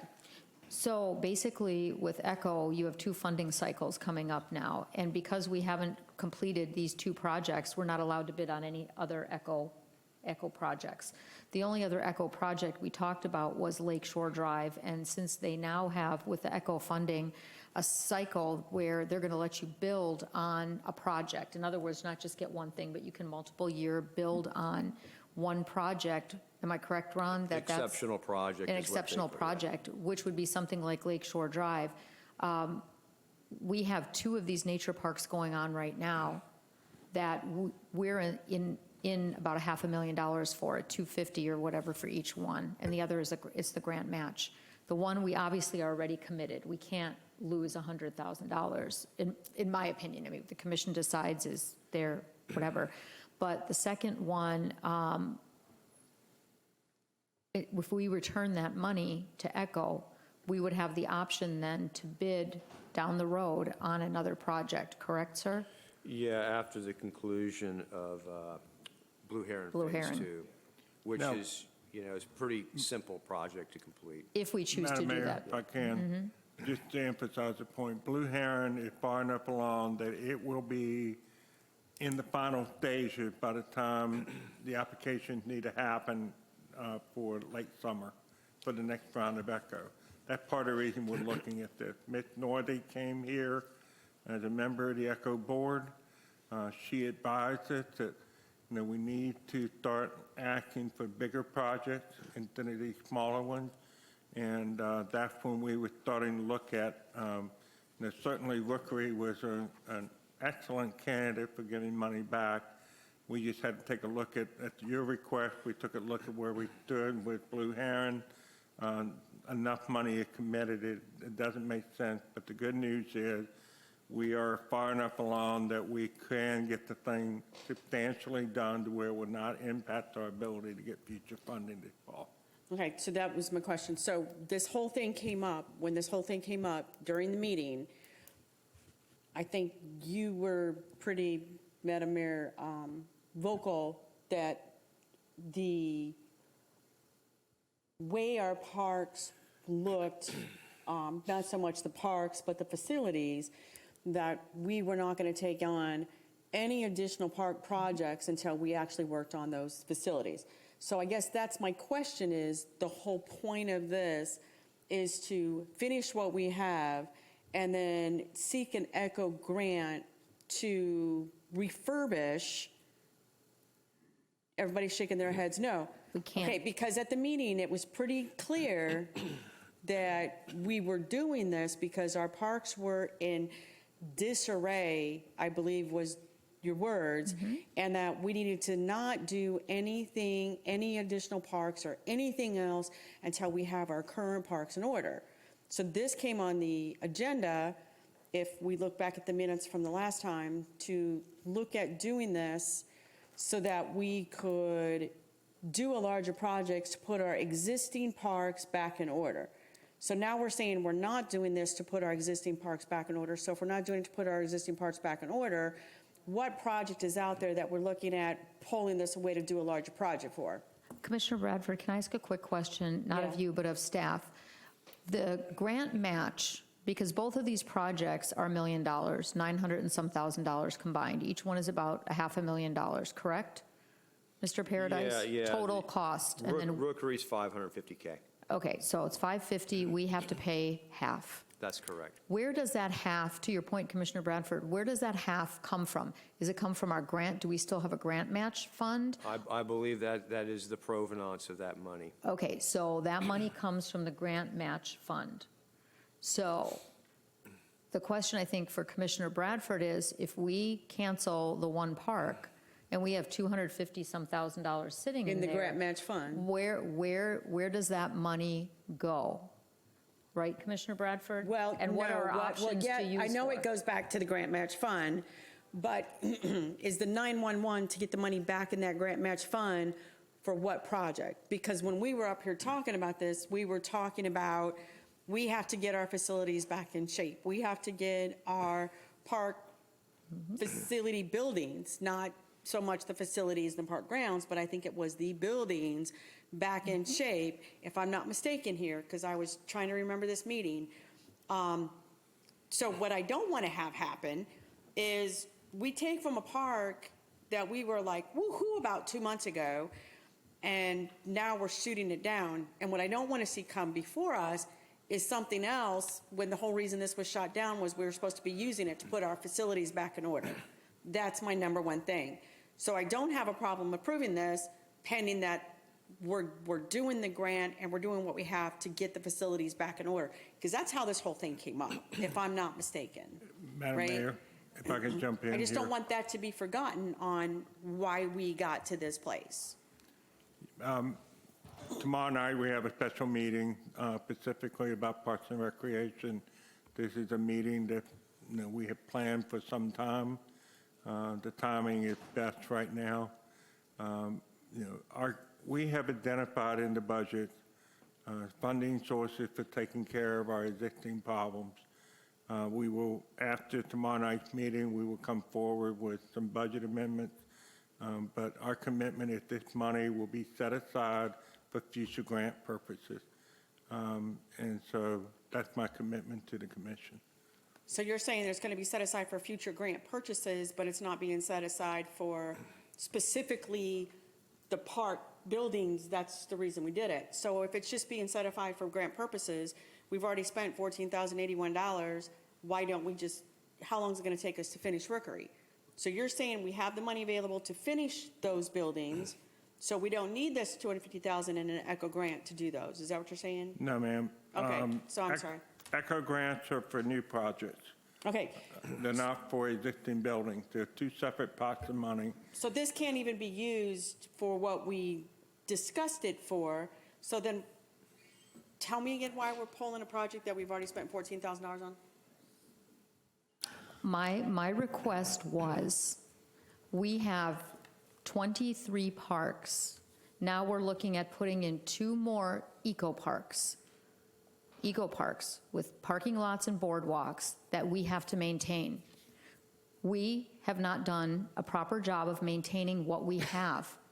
That's evidenced in what our facilities look like. That is what, it's evidenced in our buildings, and that was my comment.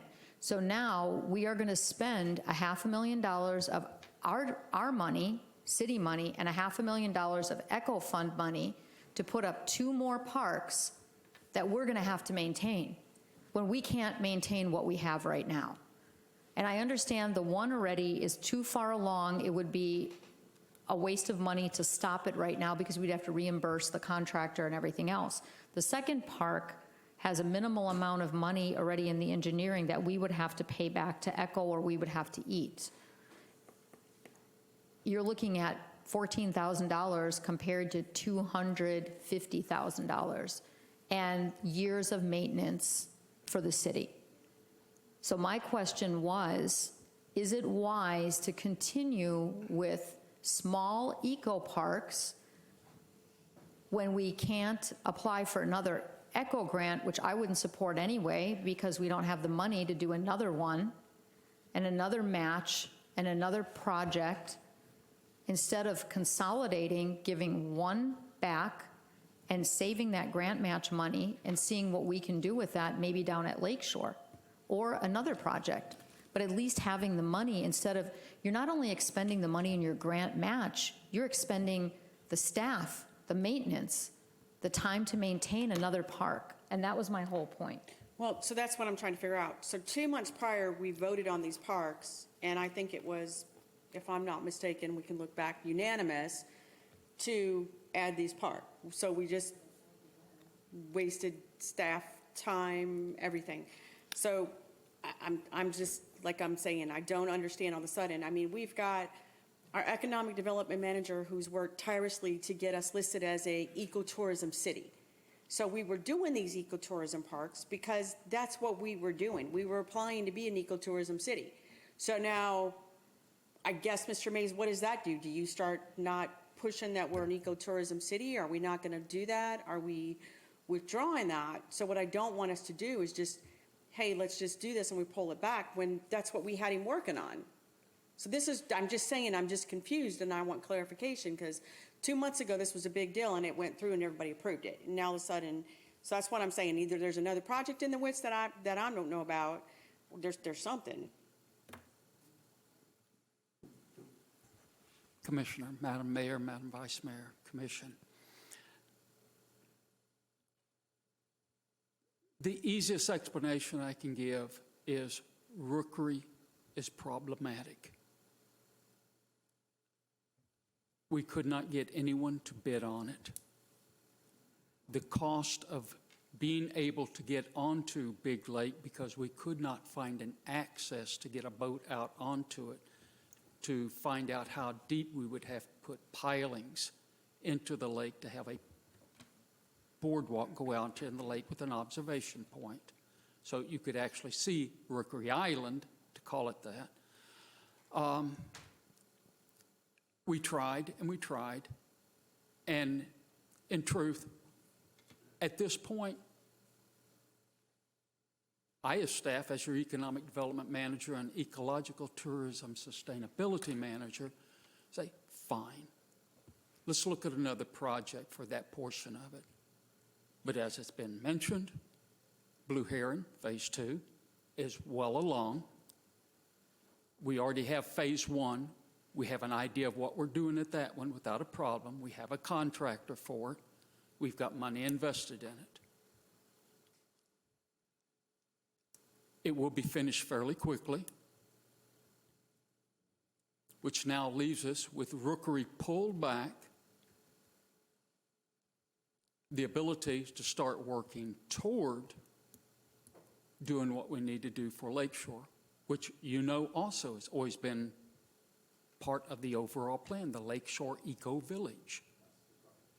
So I have no problem saying, let's go for that.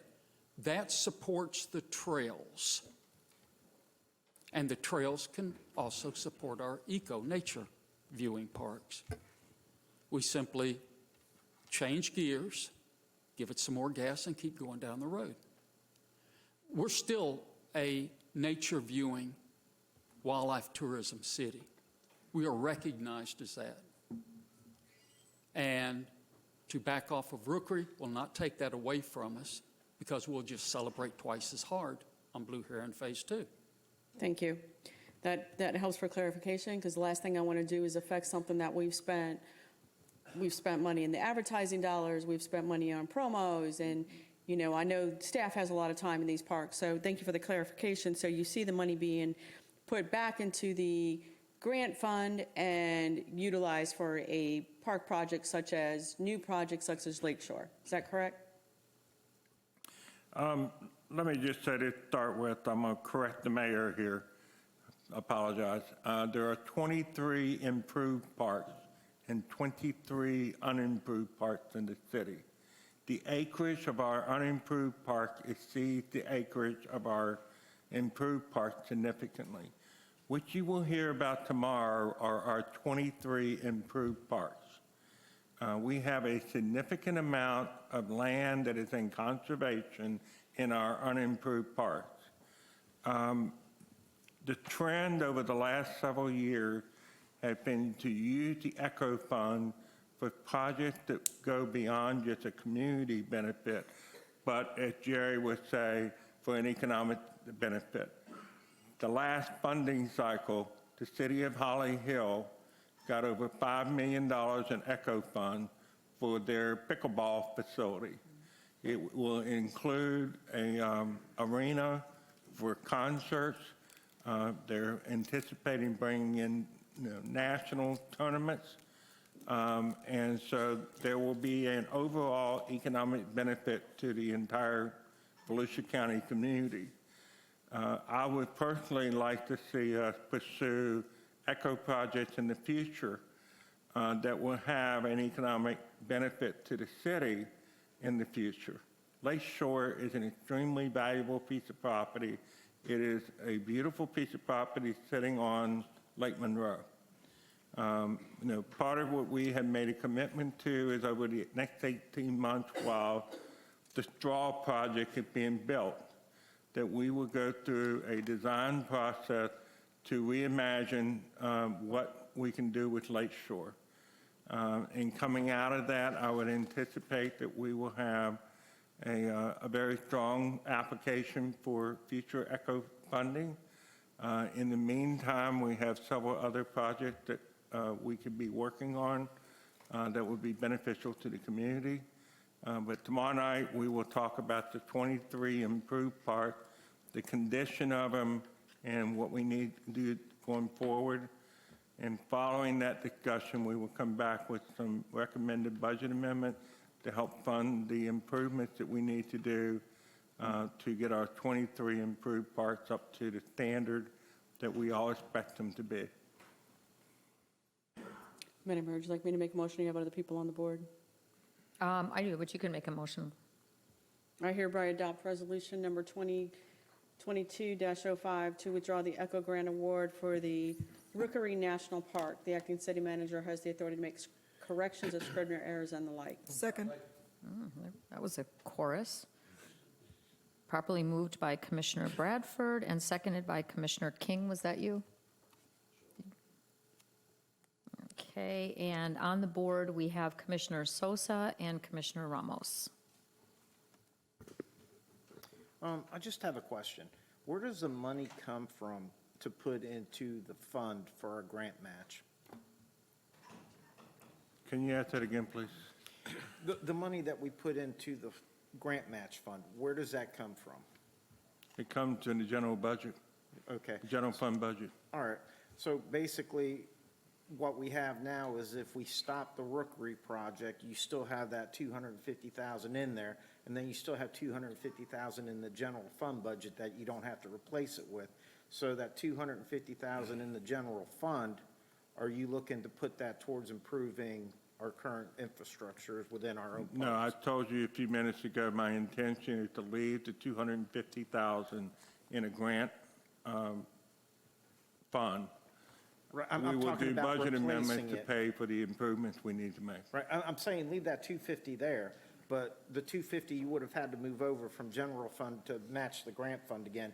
Are you going to leave that alone in the general fund, or are you going to use that to make improvements? Well, when we come forward with the budget amendment, we will recommend putting it into an account so it's there for future grant match.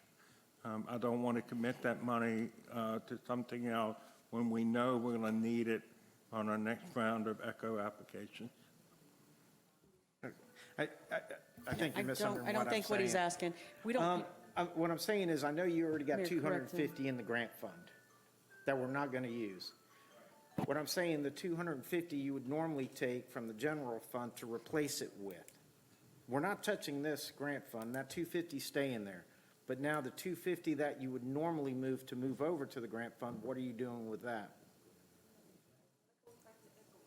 it goes back to ECHO, yeah. No, not the So we wouldn't move the other I get what 250. you're saying. You know what I'm saying. I get what you're saying. So normally, we have a certain amount of money that this commission, I don't remember how many years ago, dedicated a certain amount of dollars to put in a grant fund.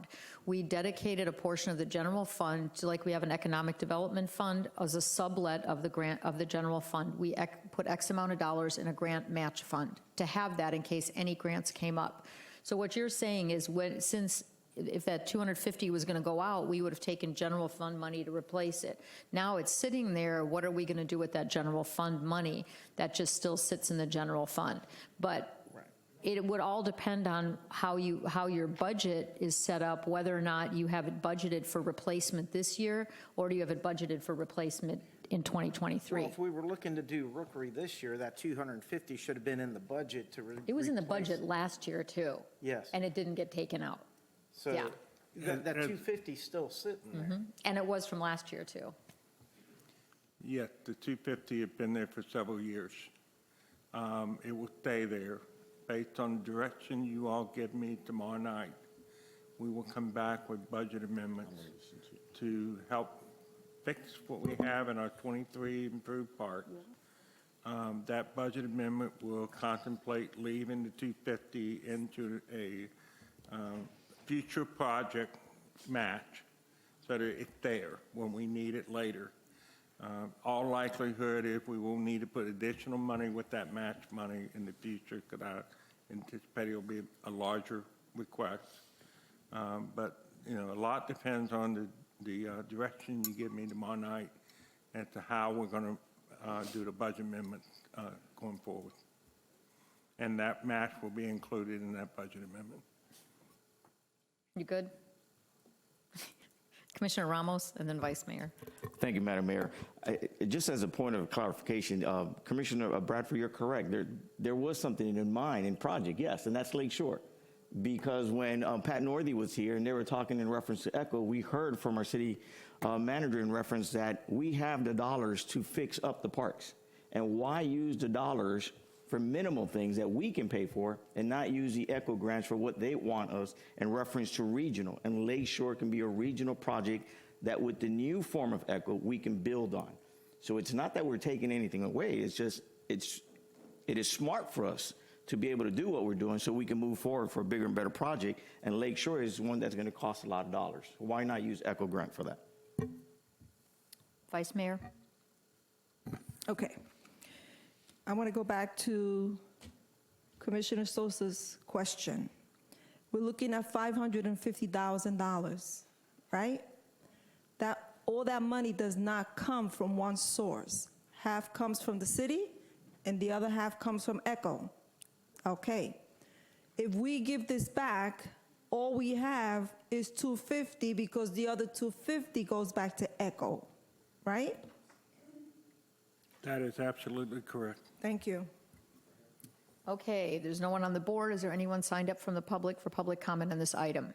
Mayor. That closes the public comment portion of this item. Commissioner Bradford, your your motion and the second was for the formal withdrawal of Rookery Eco Park only, correct, ma'am? Yes. So may we vote, please, on resolution number 2022-05?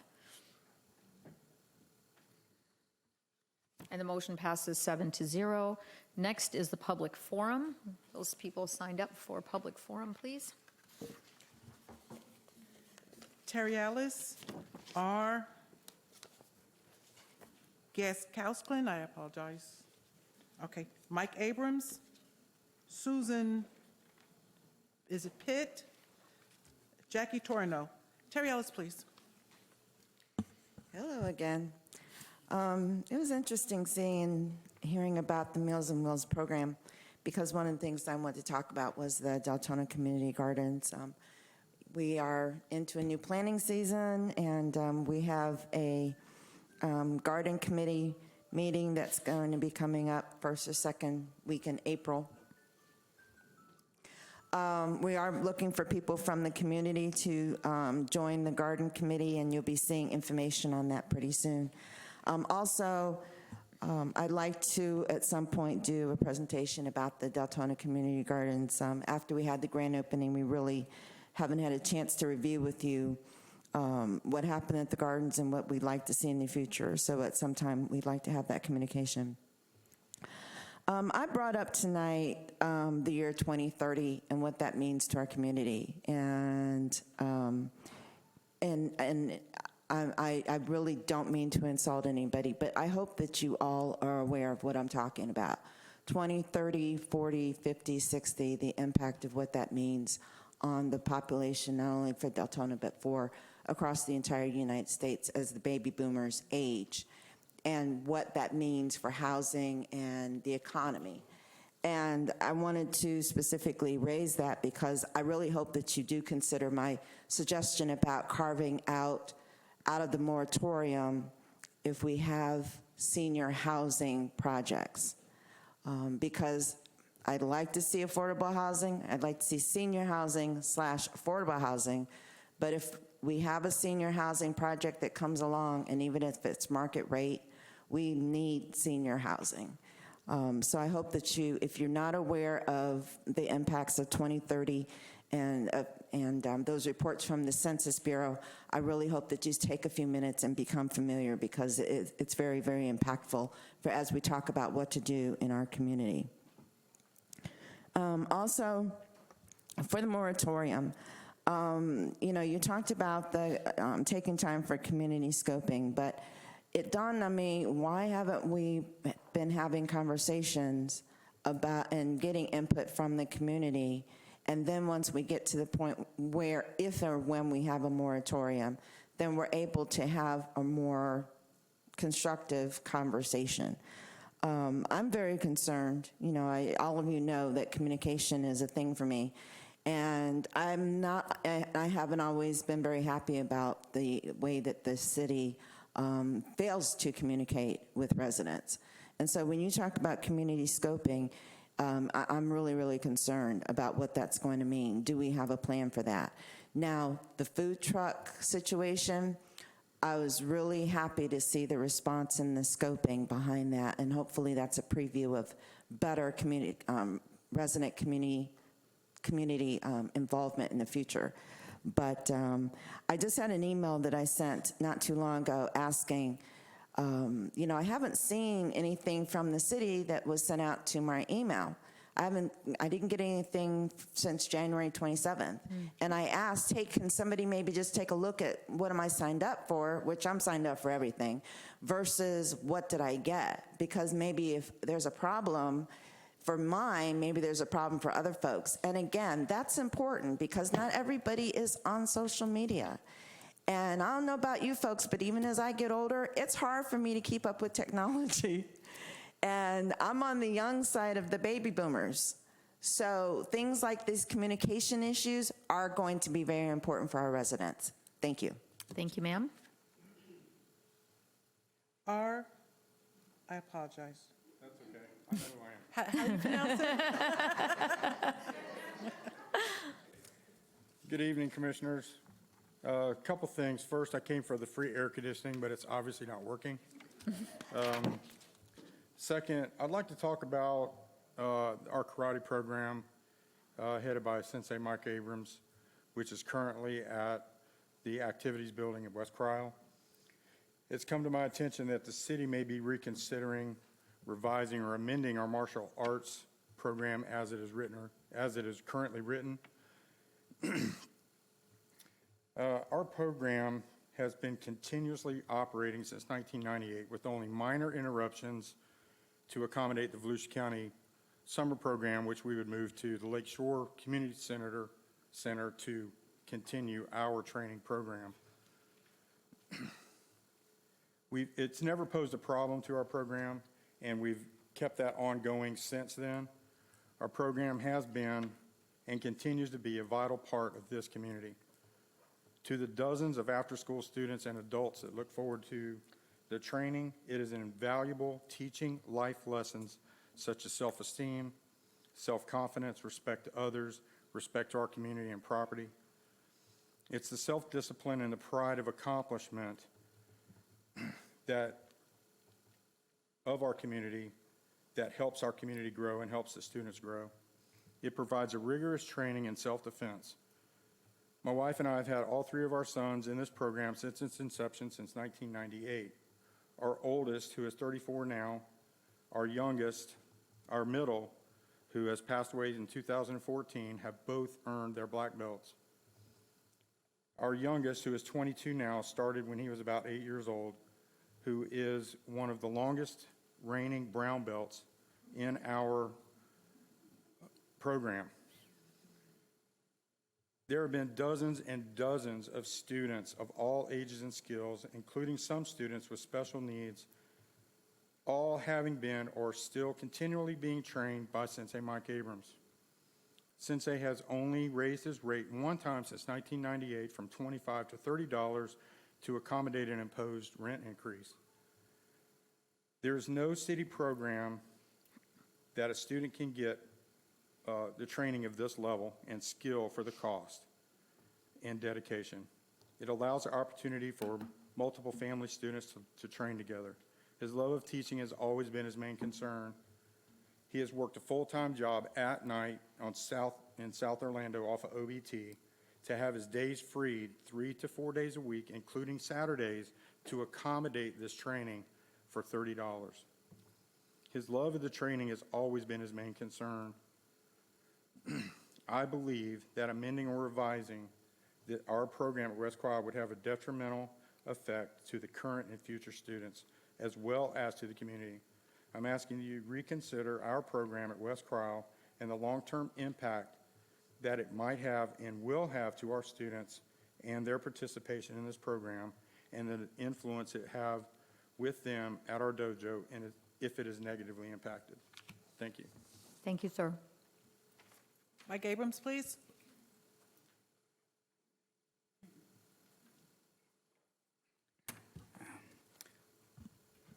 Madam Mayor, Commissioners, City Manager, thank you for allowing me to introduce myself. My name is Mike Abrams. My address since 1985 is 560 Godfrey Court in Deltona. I am the head instructor and owner of the Okinawan Martial Arts program taught at West Cryle Community Center. It's been there since 1998, as you heard from previous speaker. Our program serves our youth, adults, seniors, veterans, and disabled veterans, and those with special needs. When I started our program in 1998, I wasn't and still aren't in it for a profit, but wanted to provide a service to my community that I have lived in since 1981.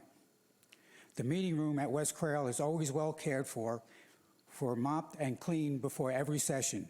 We have offered many times to paint the walls and trim if needed, at our cost.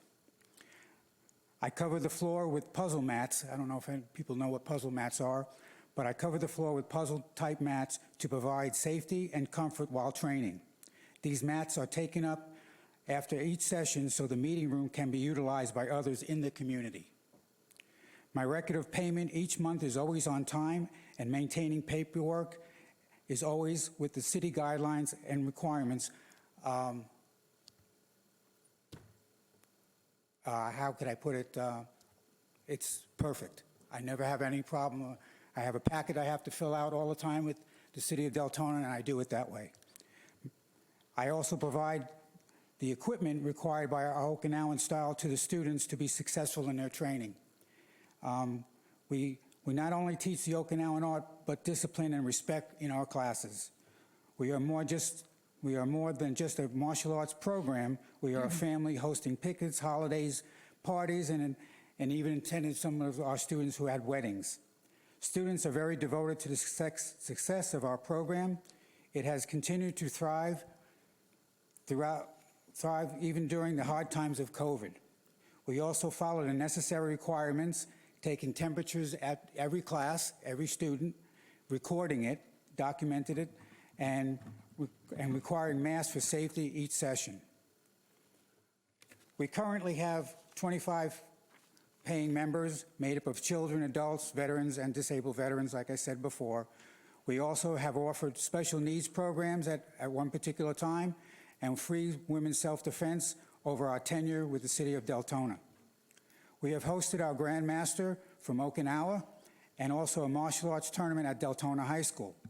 And most recently hosted a seminar with our ISM SKF, that's the name of our federation members coming from different areas of the United States and Puerto Rico. And whatever profit that I'm not making, whatever profit I'm putting into it, is put into my program.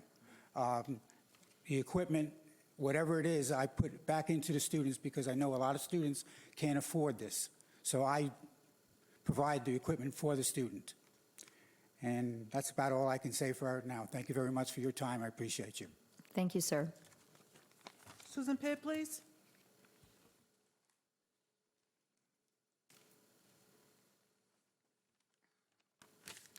Madam Mayor, Madam Vice Mayor, Commissioners, City Manager, thank you very much for your time. My name is Susan Peer. I actually live in Daytona in Volusia County. I got a 40-minute one-way trip, and I come over here 3 times a week because that's how important this program is to me. I reviewed your videos of the last meeting because I wanted to get a better idea of what we were trying to accomplish, and I'm seeing 2 main points you're addressing. One being making sure that everybody's keeping up with their financials because it sounds like they've got a little disarray. And the other one is that you're making sure that the facilities are all up to standard and physically sound in the different buildings. I think if you've ever visited over West Cryle, you can look at our area. We do keep it very well. Our students, it's one of the things that they're taught is to respect their space and take care of it. It's integral to part of their training. And you can look at the financials for yourself and see that Sensei is, he does a great job at that. I personally have been a martial artist for 18 years. I am a senior citizen. I am also a disabled veteran. I started with my daughter, who is 7 years of age. And I started in Fort Lauderdale, and I spent 8 years at a big box school down there. I'm telling you that because I am very familiar with the way that many schools operate, or most schools operate, which is, the owners do them, and they're making a profit. This is their livelihood. Mr. Abrams is a little bit of a unicorn. He's going to hate that phrasing, but his livelihood comes from elsewhere. His teaching here is strictly to give back to the city of Deltona, to pass along the martial arts that he has learned, starting from in Japan. It's tradition, and he was passing on tradition. And these traditions are, especially for the kids and adults that we serve, we've got a higher percentage than the population of kids that are on the spectrum, that are with Asperger's, that have all kinds of different challenges.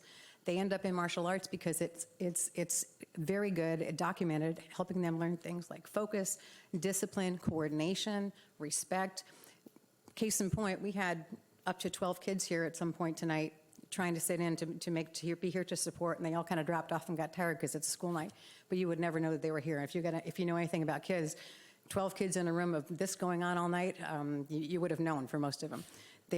That's what they learn. And as far as the adults go, there's also all kinds of documentation showing that martial arts for seniors increases cognitive function, increases your balance, it just does so much to prolong your life and a healthy life for seniors. So there's nobody that can't benefit from this program. Let's see.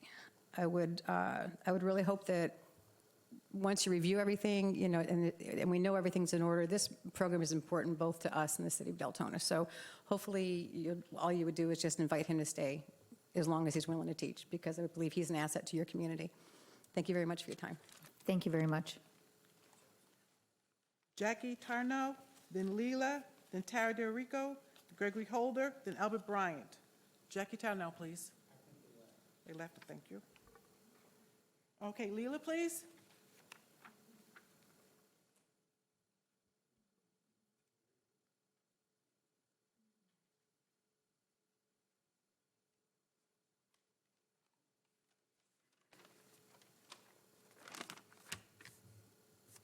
Good evening. Can you all hear me? All right, I'm Leela. I am here tonight representing Neighbors Helping Neighbors of West Volusia, also known as NHN, about setting up little pantries in the area. In 2019, according to Second Harvest, Florida had 3 counties with higher than average food insecurity. The national average was a staggering 13%. Volusia County came in at 14.3%. That was the highest in Florida. And with this housing boom, we're only going to get worse. Most of you don't know, but NHN does a lot for our community, including having a few members that run small pantries out of their homes. So when an emergent need is brought to our attention, we can provide that family a bag or 2 of groceries. But we're not available 24 hours a day. And the same goes with churches. Their pantries have set times and days, so having a free pantry available would allow those in need to grab something at any time without shame or judgment. We have some examples of this idea already in motion. You know, some of you know that there's a blessing box located on, I believe it's the southwest side, Enterprise Road.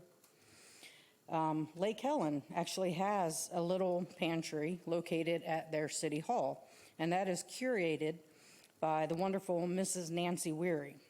The littlefreepantry.org has about 2,500 pantries listed on their map, and that's only the ones that have listed themselves. So it's pretty safe to say that there are literally thousands of these pantries across North America, running perfectly with no issues. So I'm not standing here before you this evening asking for money. But if you said, hey, we love the idea and here's 500, I'm not going to turn you down. What we are asking for, though, is a place to put the pantry or pantries. There are so many folks in the city who want to be part of the solution, folks who want to be able to donate food or their time or materials to this cause. So let us build it. Let us maintain it for at least, build and maintain one for a trial run and see how it goes. There's a list, just looking at some of the properties here in Deltona, a list of viable locations would be DuPont Lakes, Veterans Memorial, the library, the center, Deltona Community Center, the water department, Van Park, or let's put it right here at City Hall.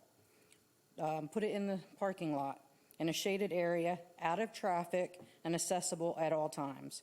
Be a springboard for others who want to be able to do the same thing to help their community or to help their neighbors. Thank you. Thank you very much. Tara DeRico, please.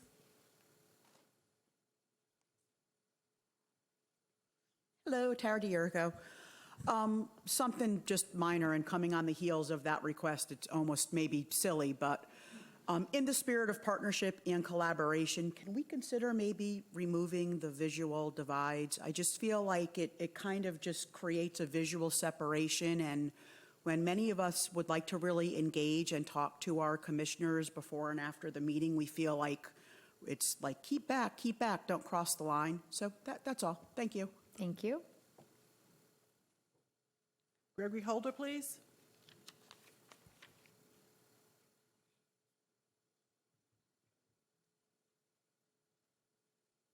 Madam Mayor, Madam Vice Mayor, Honorable Commissioners, City Manager, good evening. My name is Gregory Holder, and I've been a resident of Deltona for 39 years. And I'm here tonight on behalf of my grandson, who was here with me, but because of school and his bedtime, he had to leave. I'm here to speak about the Okinawan Martial Arts Program, which he has been a part of since November of 2020. And it's come to our attention that maybe the program may be in jeopardy. And so he was really broken up about it, and I want to sort of represent him, be his voice here tonight since he couldn't be here for me. You know, he's been in this program since November 2020, and I can tell you, under the direction of Sensei Mike Abrams, he's developed a tremendous amount of responsibility, discipline, and self-confidence. He has shown a level of dedication and commitment to this program that is way beyond any other thing that he's been involved in. He absolutely loves to go. He's dragging me out the house to get him down there on Mondays and Wednesday nights. And so he's developed also physically, spiritually, and mentally as well. He has a much more discipline about him since he's been associated with this program. And so it is my belief and conviction that much of this developmental progress is because of the martial arts program that he's been involved in, and with Sensei Mike, who's been very, very good with the children. And so I feel, and I'm asking, please to reconsider if you're considering getting rid of the program or moving it, to consider keeping it in place, because I know that my grandson, for one, and the other children who were here as well, benefit greatly from this program. It's a program that, you know, there's the basketball and all the other things, but this is something that teaches them responsibility, discipline, self-confidence, and respect for not only others, but also property as well, because when they go, they have to make sure that they take care of everything. And I want to say, as to Sensei, Mr. Mike Abrams, his main focus is not just teaching the kids the martial arts and the discipline, but he's focused on their safety as well. As he pointed out earlier, every day they come, he checks the temperature, they have to wear their masks, and he puts the masks down to make sure that everybody is safe and nobody gets hurt. Like I said, my grandson's been in the program, in a martial arts program, since November 2020, and has never been hurt once.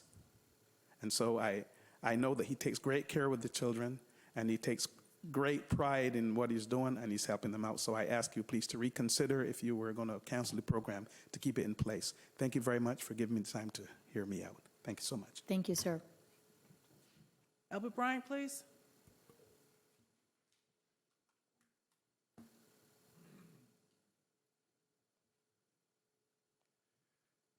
Albert Bryan, Deltona.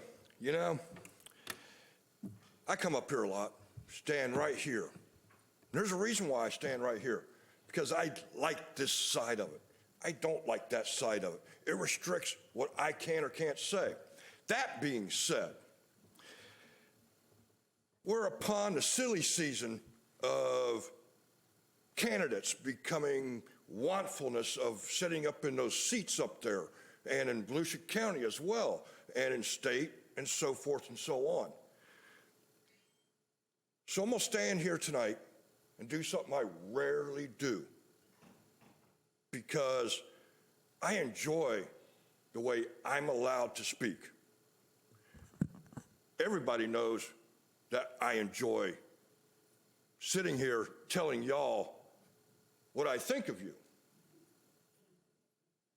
At the end of the day, though, as candidates come forth to run for city and county, they got to remember who they were wanting to represent. The people behind me. When you decide to run for office, you choose to represent the people. Remember that.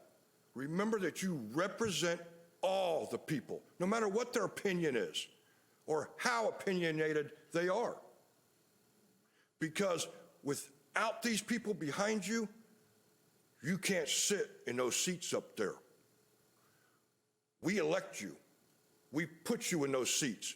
We expect you to show us the same dignity that we give you when we vote for you.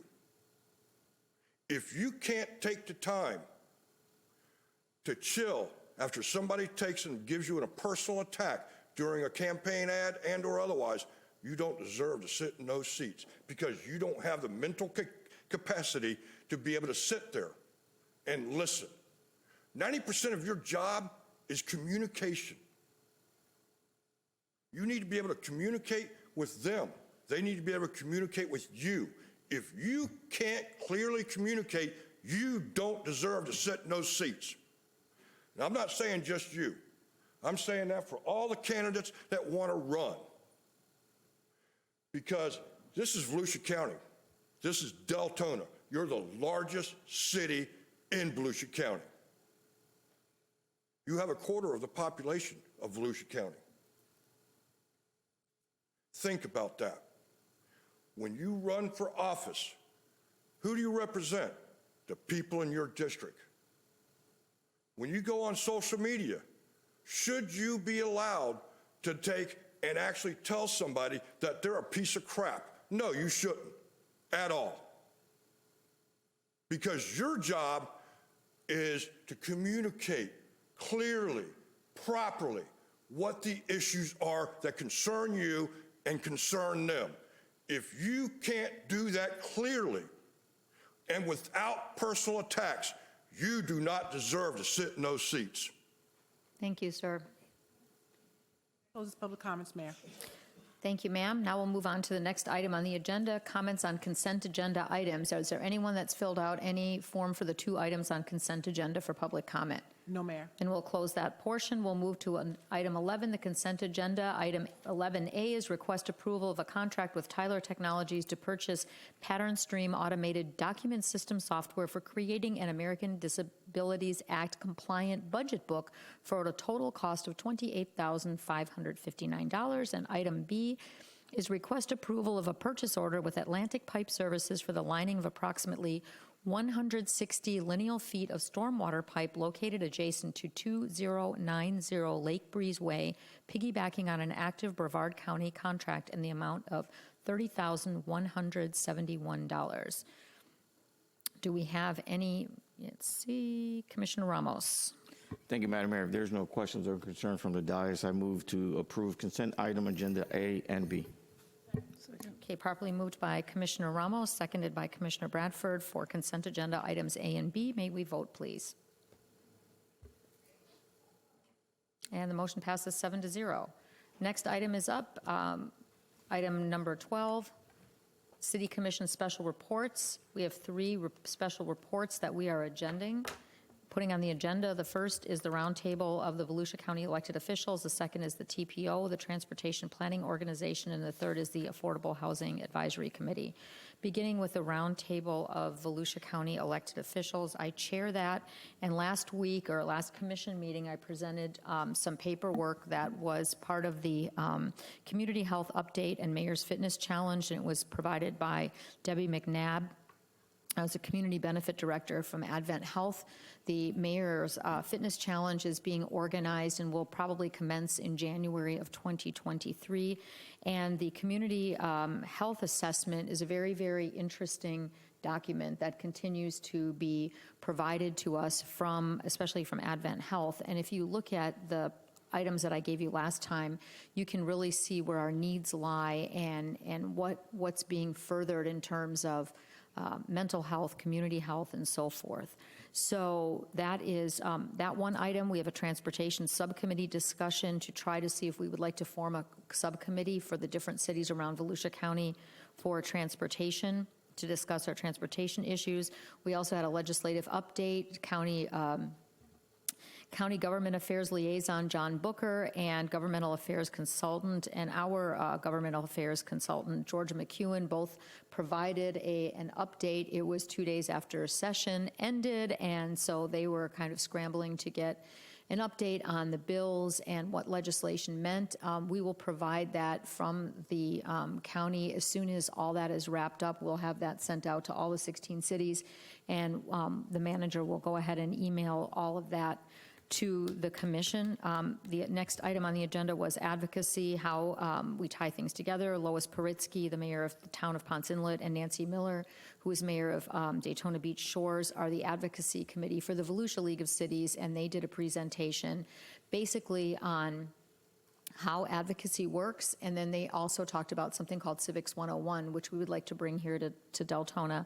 And it's a community engagement exercise in advocacy for residents. And it's really a great way to get everybody interested and kind of explain what the term advocacy means and how that works in terms of residents and commissioners really helping to go to Tallahassee or email Tallahassee on our concerns on some of the bills and practices that go forth.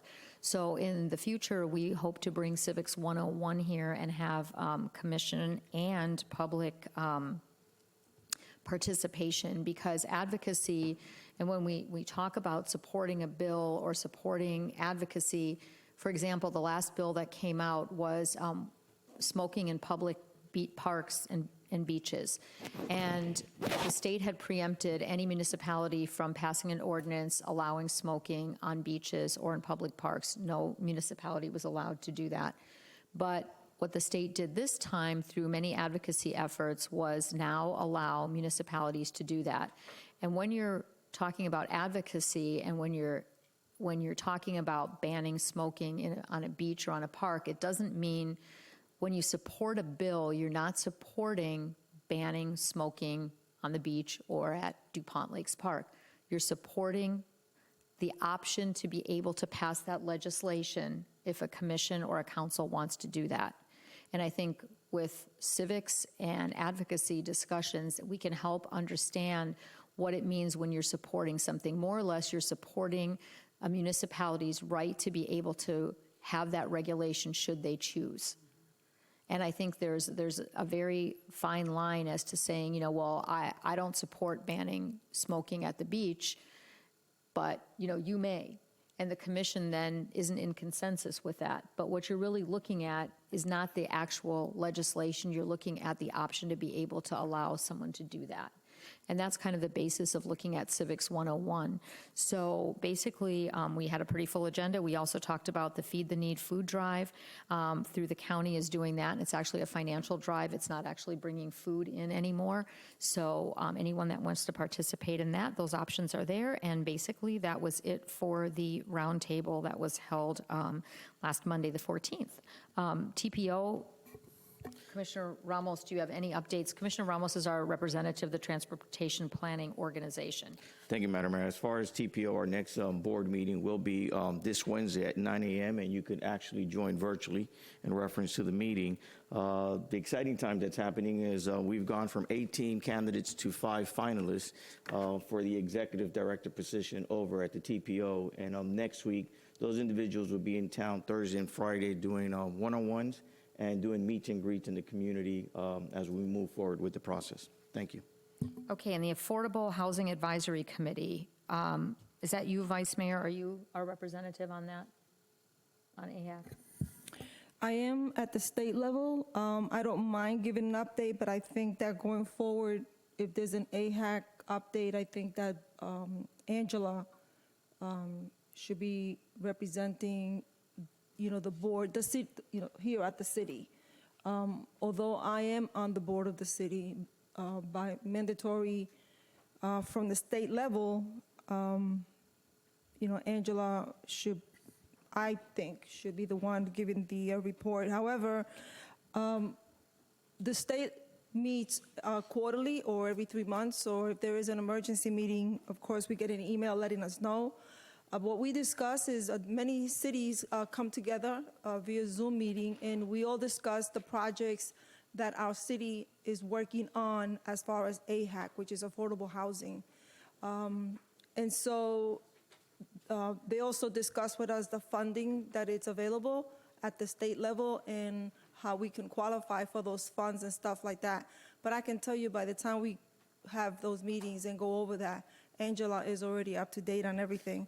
And so at the city level, I am a board member, and I see some of the members here as well. And we have already gone to what I want to call phase 1, which is trying to figure out how, what can we as board members and residents of the city of Deltona do to bring affordable housing into the city. And so that phase was finalized. We turned the report into the commission. It was approved, and we qualified for a grant that was given at the state level. This is not county. It's at the state level that we're getting these grants. And so we are now working on phase 2. We have identified a lot of things on how to entice a builder to come in and work with us. How want to call it like an all-in-one application, making things quick for them to apply for permits, maybe going easy on some of the rules and regulations the city has as far as, how many cars do we park in the driveway, and how many stories do we build and stuff like that.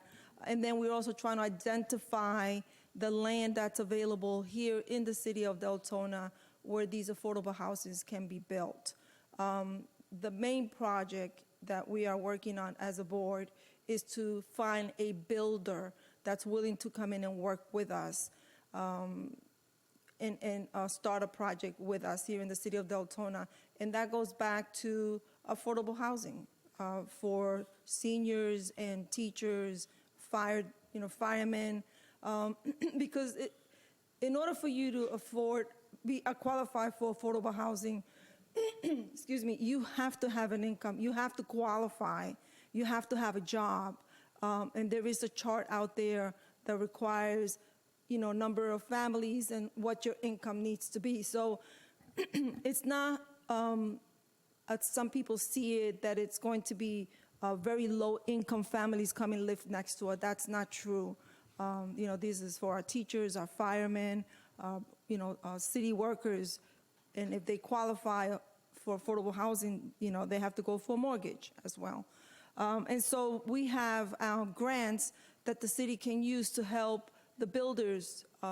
We can use the AHAC grants, the SHIP funds and stuff like that, to help these builders make it easy for them to build. But we still have to find that one builder that will work for us. We meet every fourth Tuesday of the month at 5 p.m. It's open to the public. Everyone is welcome, to join us. I don't know if we have any openings right now on the board, but it's a very interesting board. There's a lot of hard work being put in by volunteers, resident volunteers, and hopefully maybe by the end of this year, we have something already started and something already in the works for affordable housing. And I just want you to please don't confuse affordable housing. A lot of people are already saying, well, not in my backyard. These are houses being built for people that cannot afford higher end, more expensive homes. These are workers, hard workers, who want to have a chance to have a nice home to live in, just like everybody else. So hopefully at the next time that we have to give a report on AHAC, we would have somebody else, maybe the chair of our board, or even Angela, to give more in-depth about the different grants that are available to help us with this program. Thank you. Okay, thank you. Commissioner Bradford? Yeah, Madam Mayor, I noticed that this only says special commission, city commission special reports. When did we change it to that and take off requests? Because this was voted, I believe, 4 years ago by this commission. This is the time where a city commissioner is allowed to ask the other commissioners if we can have a workshop if we have census, or to add items. So I'd like to know why it was removed for city commission special requests. Mr. Peters? This was voted on by the commission to have that on there. I plead guilty. The concern that I had, quite honestly, is that we had gotten into a pattern where the special reports and requests were becoming commission comments, and then we had commission comments again. And so in order to amplify the fact that this was the time for special report, I wanted to spell out the three groups that have commission members involved, that is the Executive Roundtable, TPO, and Affordable Housing. Candidly, under commission comment, that's an opportunity to make requests just as much as having it up here. If you want the request back on, I'm fine with it, but you need to police yourselves in terms of not having 2 shots at commission comment. It had gotten to be, I had gotten feedback from a number of people about that, and so I was trying to exert a little bit of control over that.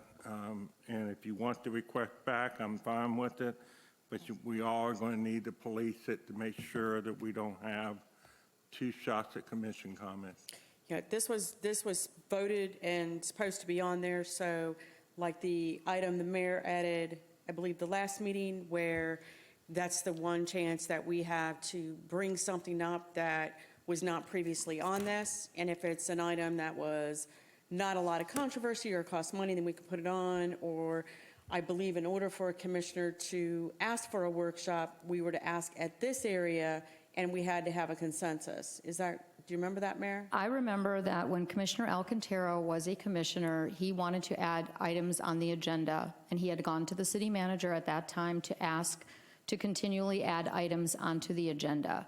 That's not the way it works on a city commission. You have 7 members here, and it has to be consensus in order to add items onto the agenda that are, we're not talking about a proclamation, we're not talking about giving a shout out to somebody, we're talking about an item that you're going to vote on and that has a budgetary impact.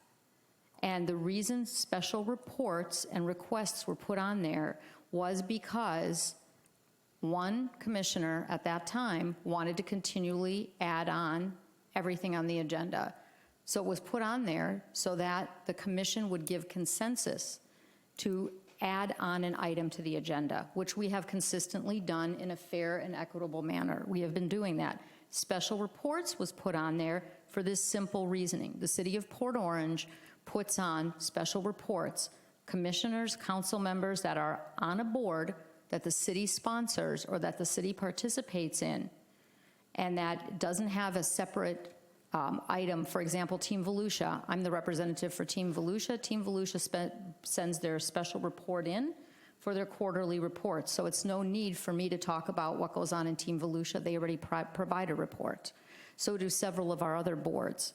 But special reports are those updates for those commission members that are on city boards so that you can know what your commissioners are doing when they're represented on these boards and what are they bringing forward to you. That is why that agenda item was on. Special reports, not a special report that I went to go ahead and attend a festival 2 weeks ago on Saturday. That's not a special report. That is a commission comment. And a special report was to highlight those boards, not specifically these, there have been other ones over time, so that you had a specific report, especially boards like the TPO, which is very important.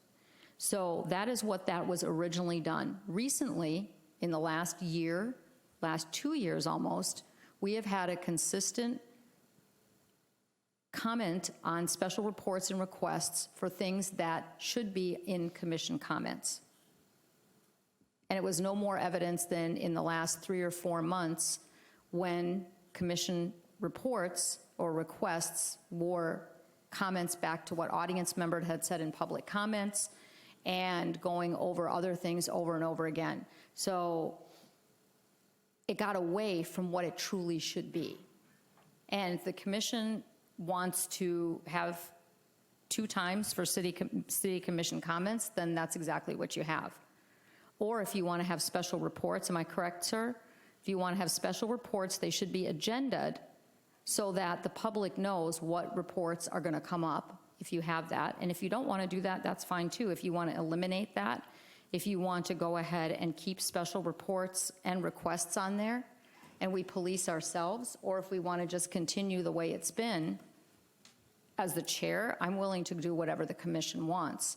But also as the chair, this has gotten way out of hand of what its original intent and purpose was. Well, but that's what I'm saying though. So is it because we didn't train, we've got new people up here, and maybe we didn't educate them that that special request means that's to request.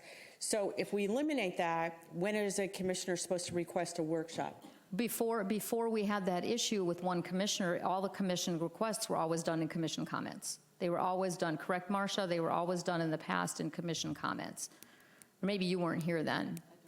I don't think you were here at that point. But I mean, like I said, and I think it's also that we give each other a wide berth and are courteous, and no one is going to shut somebody else down. I mean, that's a reality, that we are courteous up here to one another and are going to say, okay. So this commission can decide however they want to have the agenda, if they want to keep it as special reports and add requests on there, or do you want to do your requests and commission comments, whatever is clear.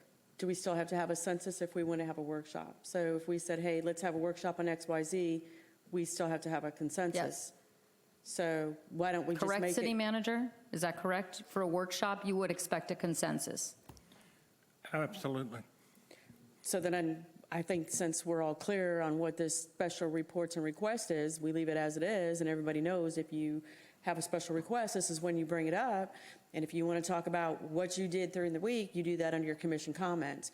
But I believe they're different because when we're going through our commission comments at the end, we're just going through and we're going from one person to the next. So. Madam Mayor, if I can jump in here. Sure. Just an observation. It appears to me that most of the time that we have a request for a workshop, it's under an actual agenda item. Much like we did with the food truck ordinance, you all requested that we go back out to the stakeholders and have meetings with them. There was a request for a workshop. It's escaping me now, but it appears to me that most requests for special meetings and workshops actually come under an agenda item, not at the end of the meeting. So that's just an observation. So, commissioners, what is your pleasure on this? Does it matter? Special reports and requests? Commissioner McCool? Ramos? Commissioner Bradford? Special reports and requests? Okay, sir, you can add requests back on there per commission consensus. And are we good with still agendaing the reports? We're good with that, putting an agenda item on for the reports? She's like, no. Okay, you good with that? Okay. So next up, city attorney comments. City manager comments. Here we go.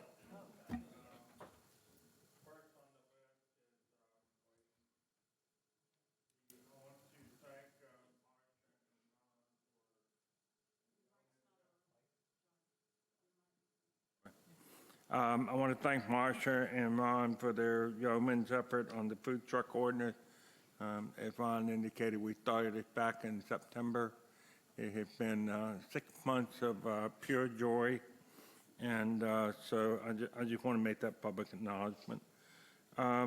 We are going to be scheduling a CRA annual meeting with you all. I'm not sure the actual date that we decided on, but we have an annual reporting requirement that we have to meet, so we will be bringing that forward. I believe you all will be very happy with the reports you receive. In addition, we are planning to do a workshop on commercial development. Several years ago, we had John Wanamaker, who is one of the top commercial brokers in the area, do a presentation. Many of you all were not on the commission when that occurred, and with all the discussion about everyone's desire to have commercial development, I think it's important to have someone like John Wanamaker come in and explain the demographics, lot sizing, all that information that's critical to the commercial development to come to the city. John is planning to be on vacation, so we're still trying to get the thing scheduled, but we will let you know when that occurs. Tonight, there were several comments about concerns about the moratorium affecting senior housing. We have had conversation with a couple of developers about senior housing. The ones that we have been hearing about to date are all multifamily. They're either quadplexes or duplexes. So those would fall under multifamily, so the moratorium would have no effect on the senior housing projects that have been in discussion for the last year. I can't read my own writing anymore. Just a reminder that tomorrow night, we have an executive session scheduled for 5 o'clock. And then we have a special meeting at 6:30 regarding Parks and Recreation. There will be 4 components to that meeting. We are planning to have food in between.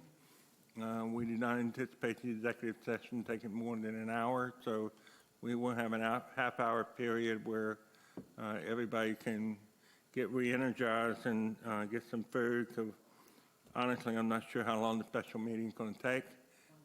It is going to be, in my opinion, a difficult discussion, but one that's been needed for a long time.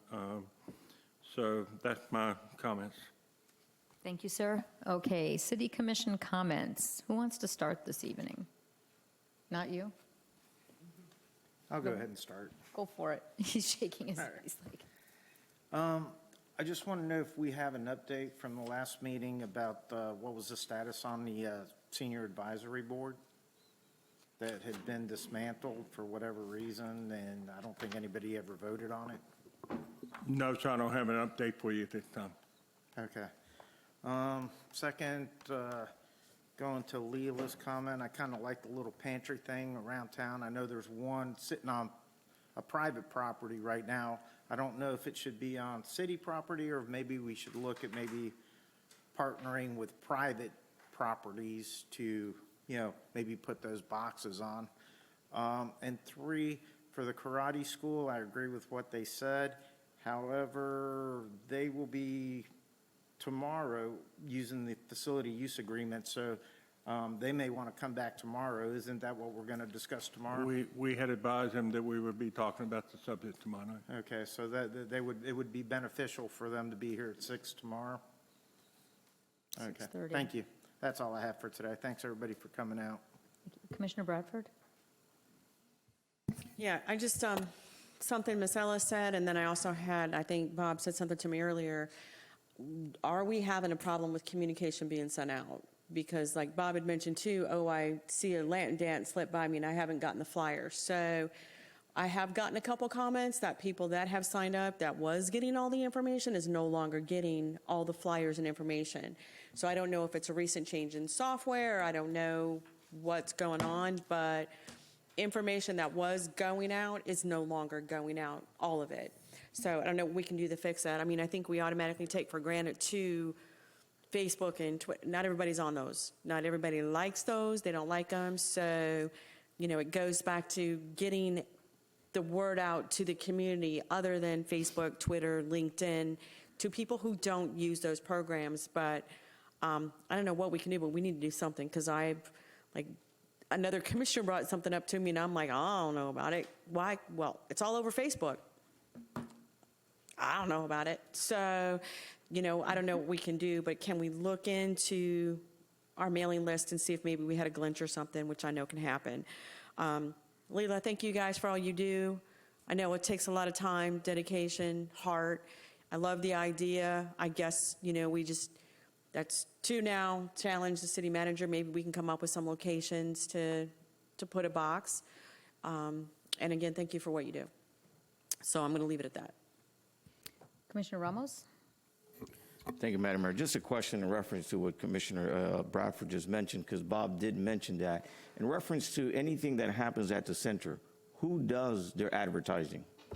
Is it the center or is it here, someone in the city? Right now it's a combination, but going forward, we have just hired 2 new people in our public information office. One of the people is going to be an event coordinator, so there will be better coordination in terms of the information coming out of the public information office regarding events at the center and events going on through Parks and Recreation. So that will be going into a new mode, but it will be controlled out of the city manager's office. And that's great to hear. That being said, yes, Latin night, tomorrow, Friday night, Doors open at 6 o'clock for VIP, 7 p.m. general public. Go out and have some fun. That's it? Yep. Commissioner McCool? Thank you, Honorable Madam Mayor. In front of you all, you have the hottest ticket that's going to be in town. This? There is a, come on.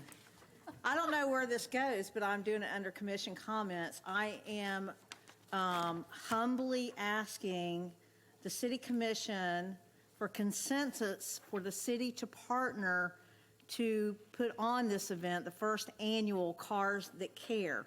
Now, the concept car show. And Jeeps can come too, Commissioner Bradford. We would love to have your hot Jeep there, okay?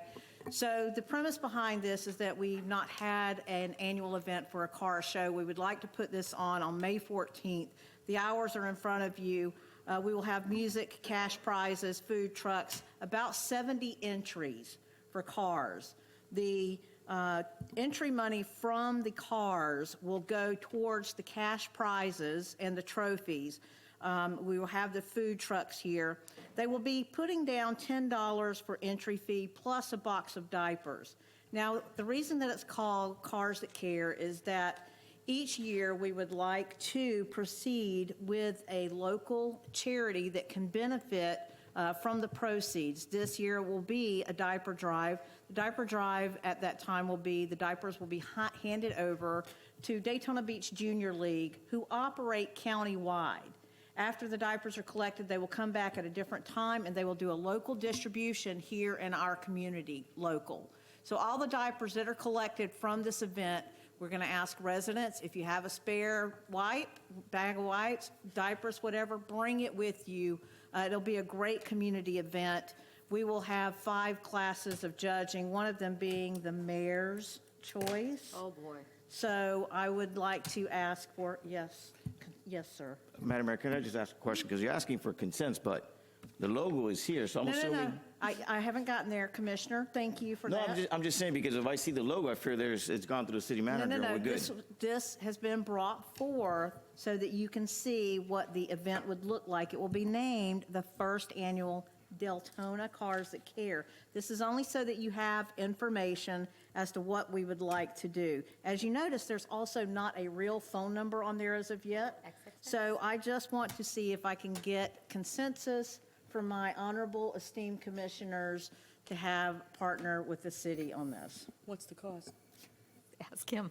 It's free. I don't know. It's free for the residents. And I have applied for a special events permit. Mr. City Manager, what would be your advice, sir? What's the cost to the city? The cost to the city. Yeah, not the diapers. I got that. Can I defer to the city attorney? That's past I'm going to be honest with you all. Commissioner McCool and I have had a number of substantive conversations about this. And every single occasion I have said, you need to bring this up and get consensus from the commission. I had a separate conversation with certain people on staff who will remain nameless. And one of the discussions was, where this would head is that each one of you all will want to have your city-sponsored event that benefits the community in some fashion when this is all said and done. So be aware that if you do consensus here, I fully expect that Mr. King's going to want to do one to benefit the veterans. The mayor's going to want to do one to benefit TNR. Mr. Ramos will want to do something to benefit bicyclists or Boys and Girls Club. Vice Mayor will have one of 20 places that she'll want to do. She's involved in about that many organizations. I am being facetious as I'm speaking. Please take it as that.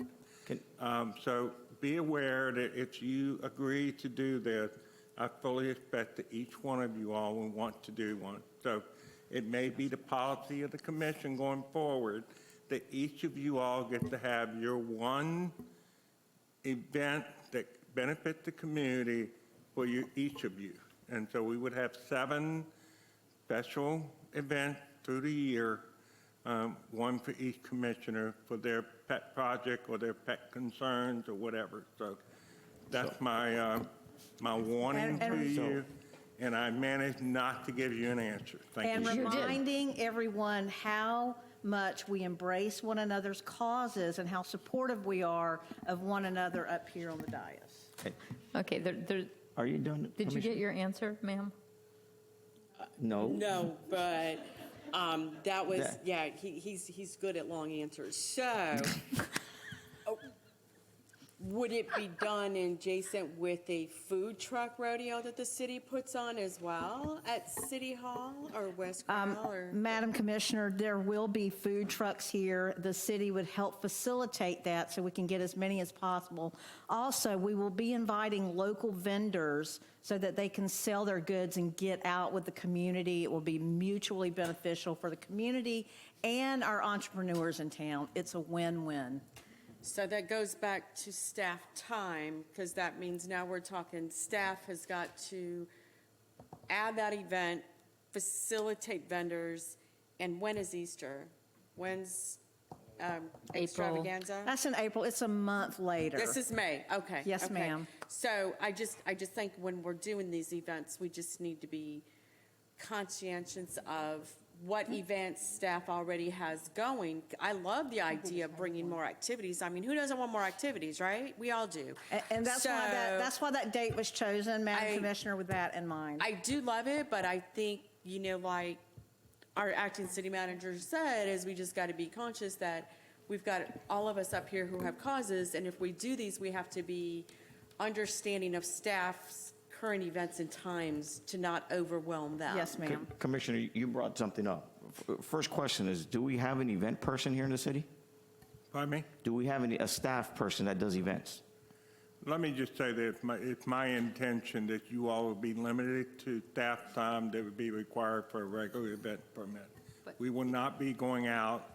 No. Do we currently have someone in staff that does events for us? Did we just hire an events coordinator? So is this not something that then we can give to the event person? And at the same time, you did answer my other question. Apparently, we don't have a process. So we have to come up with a process. So in understanding that, Commissioner Ramos, the goal is that we have volunteers that will be putting the man hours in to do this. We will absolutely need guidance on the day of the event, but the site plan has already been submitted, okay?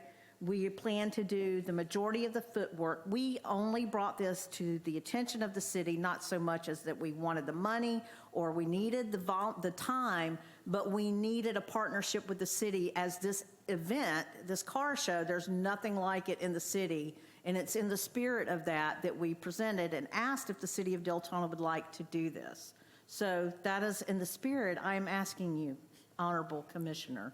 So I have a question, since there's no row here of who's on the board.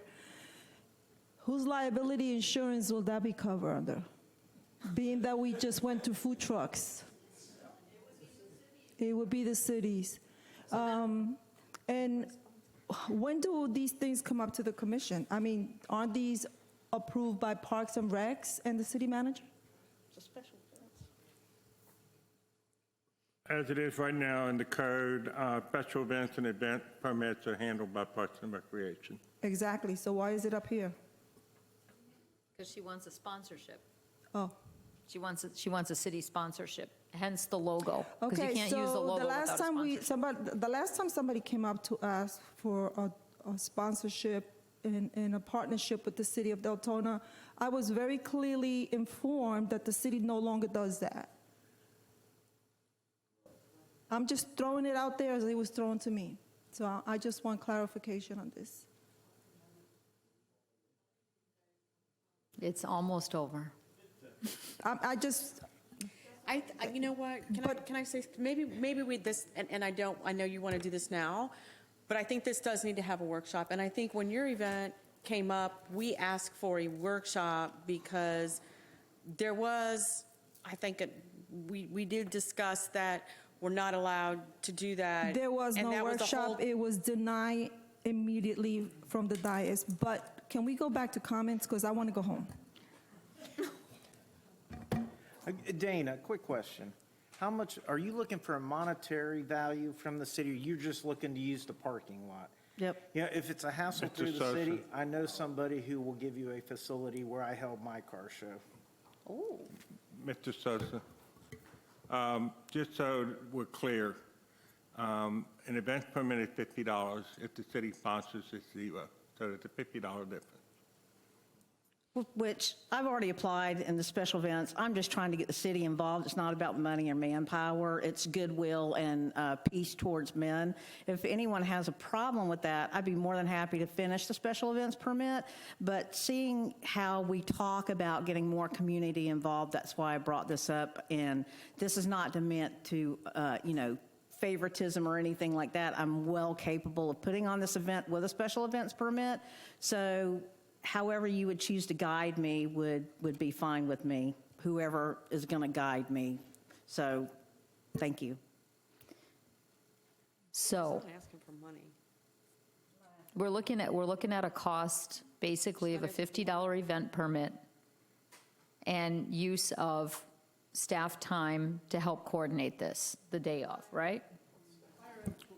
Fire and police? So I have already spoken about that, and we have the funds to do the only thing that we need that day is someone to hold traffic as there's an exit out. The cars leave that are in the show. They will parade down Providence Boulevard, exit out, take a left, and go down Providence Boulevard.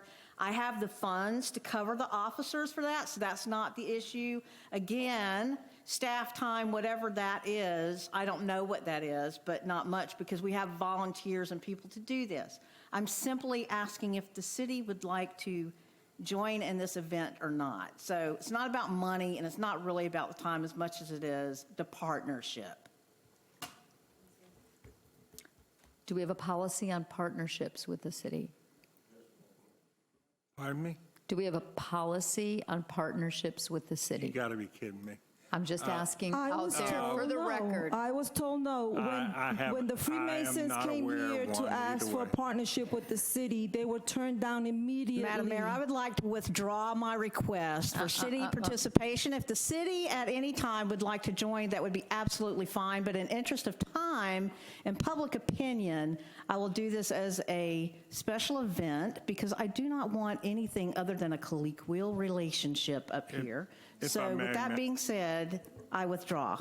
Madam Mayor, Yes. just for clarification, it was about a year ago that we had a conversation about the city being involved in events. And we said that what we would do is heritage events, those events that have happened consistently over the year for a certain number of years. Prime example is the MLK lunch breakfast. That has been a consistent event for years. And, that would be a heritage event. Other events that have been happening, like the the Hispanic Festival, that the only thing that I can ever recall about the city getting involved was a general discussion about heritage events. A first annual is not a heritage event. Okay. I think at some point we need some clarification on what special events are. We really seriously need to do that because we've had people come up here and ask the city to partner for multiple different things. And some of them involve a serious amount of staff time and effort. And other ones just involve the use of a logo and very little staff time. And I think there is a policy there. Years ago, we had that, and any city-sponsored events were supposed to provide a report afterwards, and we waived the fees for certain things that we approved. In other words, the police, the permitting, and so on and so forth. Some events, and I understand everybody's thing. I mean, I think this is a great idea, 100% a great idea. That's other side of that is we've turned down events that would not require a lot, and we've also turned down people that wanted to take over an entire park and expect us to provide manpower and machinery and everything else to put on their event. So there has to be a balance somewhere in terms of how we make this work, because every event that's out there benefits the community. It benefits the community. And something like this is a great benefit to the community. And I think that we need to find the parameters to make something like this happen and other events happen. And we also need to have parameters that say, no, we can't afford to facilitate another event where you're tying up a ton of staff time. So can we revisit our past special events, things where we waived them? We still have that policy, correct? Yeah. This would qualify, I believe, under the first or second tier of what we would waive in terms of amount of participation and so forth. Is it possible to look into that, since we have and please don't kill me, since this is under Park and Rec and we have a meeting tomorrow? Is it possible? Marcia's already dying over there. I am. I'm just dying. I will try to look it up, or if someone has just the policy that they could provide us with that for tomorrow, not necessarily to discuss that. Are you acceptable with that? Just so we have some I think the clarification. question needs to go to Joyce, because she'll be the one I ask to find it, so. Oh, Joyce, Yeah. I'm sorry. But you got till 6:30 tomorrow. Well, and if I could just bring something up here, we have in the code, in the city code right now, special events appears in 5 different locations. And that's one of the ordinance, it totally needs to all be in one location and bring all those different pieces together that some people probably don't even know exist, and then use that as the kind of the baseline for having a discussion of what you really want to do, because I'm not sure anybody really knows that there's that much in there. Oh, I do. Oh, I'm sure you do. Oh, yeah. But Sadly. yeah, and I actually have a draft, but it has been so busy with all of these other things, that have taken priority. We haven't really been able to move that special event draft forward. And also mobile vendors, I have a draft. I was quiet on that one today. Yeah. Joyce, you know what I'm talking about, right? It's that policy that says how many people per event and what's waived and so on and so forth. If we can just get copies for that tomorrow, that would help. Commissioner King?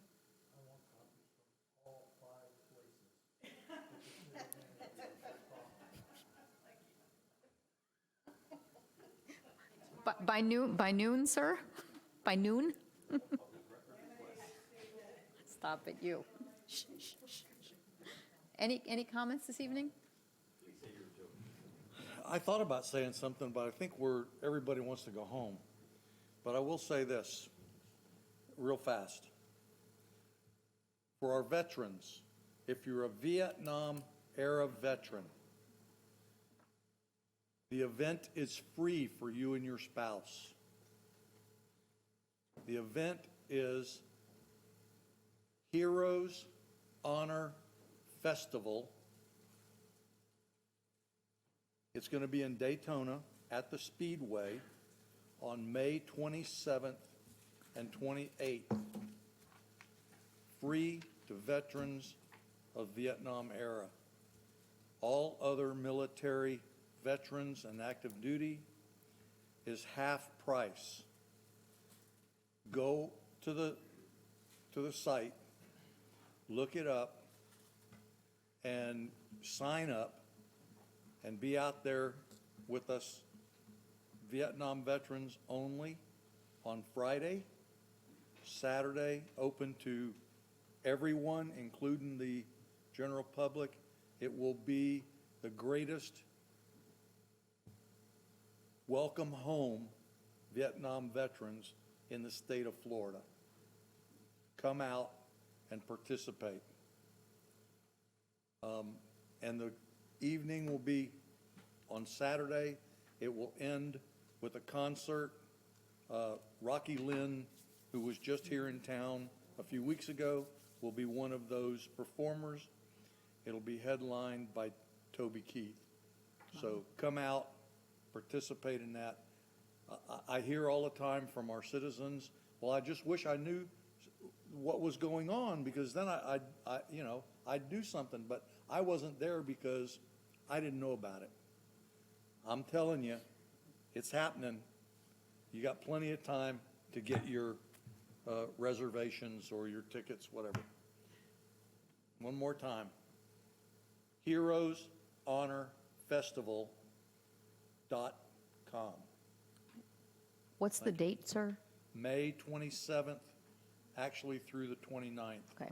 If you're a motorcycle rider, on the 29th, leaving from Daytona International Speedway will be the Rolling Thunder demonstration ride. There will probably be, I don't know, thousands of motorcycles in that event. So come out and participate. That's it. I'll remind you again. Please do. Thank you, sir. Vice Mayor? Thank you, Mayor. Just very quickly, we had an interfaith prayer for Ukraine and its people on Friday, and we had a great turnout. And I just quickly want to thank Our Lady of the Lakes Catholic Church, Movement Church, Deltona Alliance Church, Landmark Lodge 383, Deltona Fire Department, New Hope Baptist Church, who all came and met here and said a prayer for the people in Ukraine. But I especially want to thank Lee, Rocco, and their new staff for helping the city put this together at the last minute, and especially Stacy and John for approving it and moving it forward, and Sandy and Sharon. And we had a really great, beautiful turnout Friday. It was Channel 2 and Channel 9 did a beautiful coverage to the point that it was picked up by national news showing it. So if you get a chance, look it up and look at it. It's beautiful. It was a beautiful turnout. And also former Commissioner Honecker's wife, Ina, was here, and she is Ukrainian, and she did a very nice job and a very nice speech. Just one thing, Commissioner Sosa, the Senior Advisory Committee was also under Park and Rec, correct? So maybe by tomorrow you would have that information, okay? At our meeting tomorrow. We'll see you tomorrow evening. Thank you very much. We are adjourned.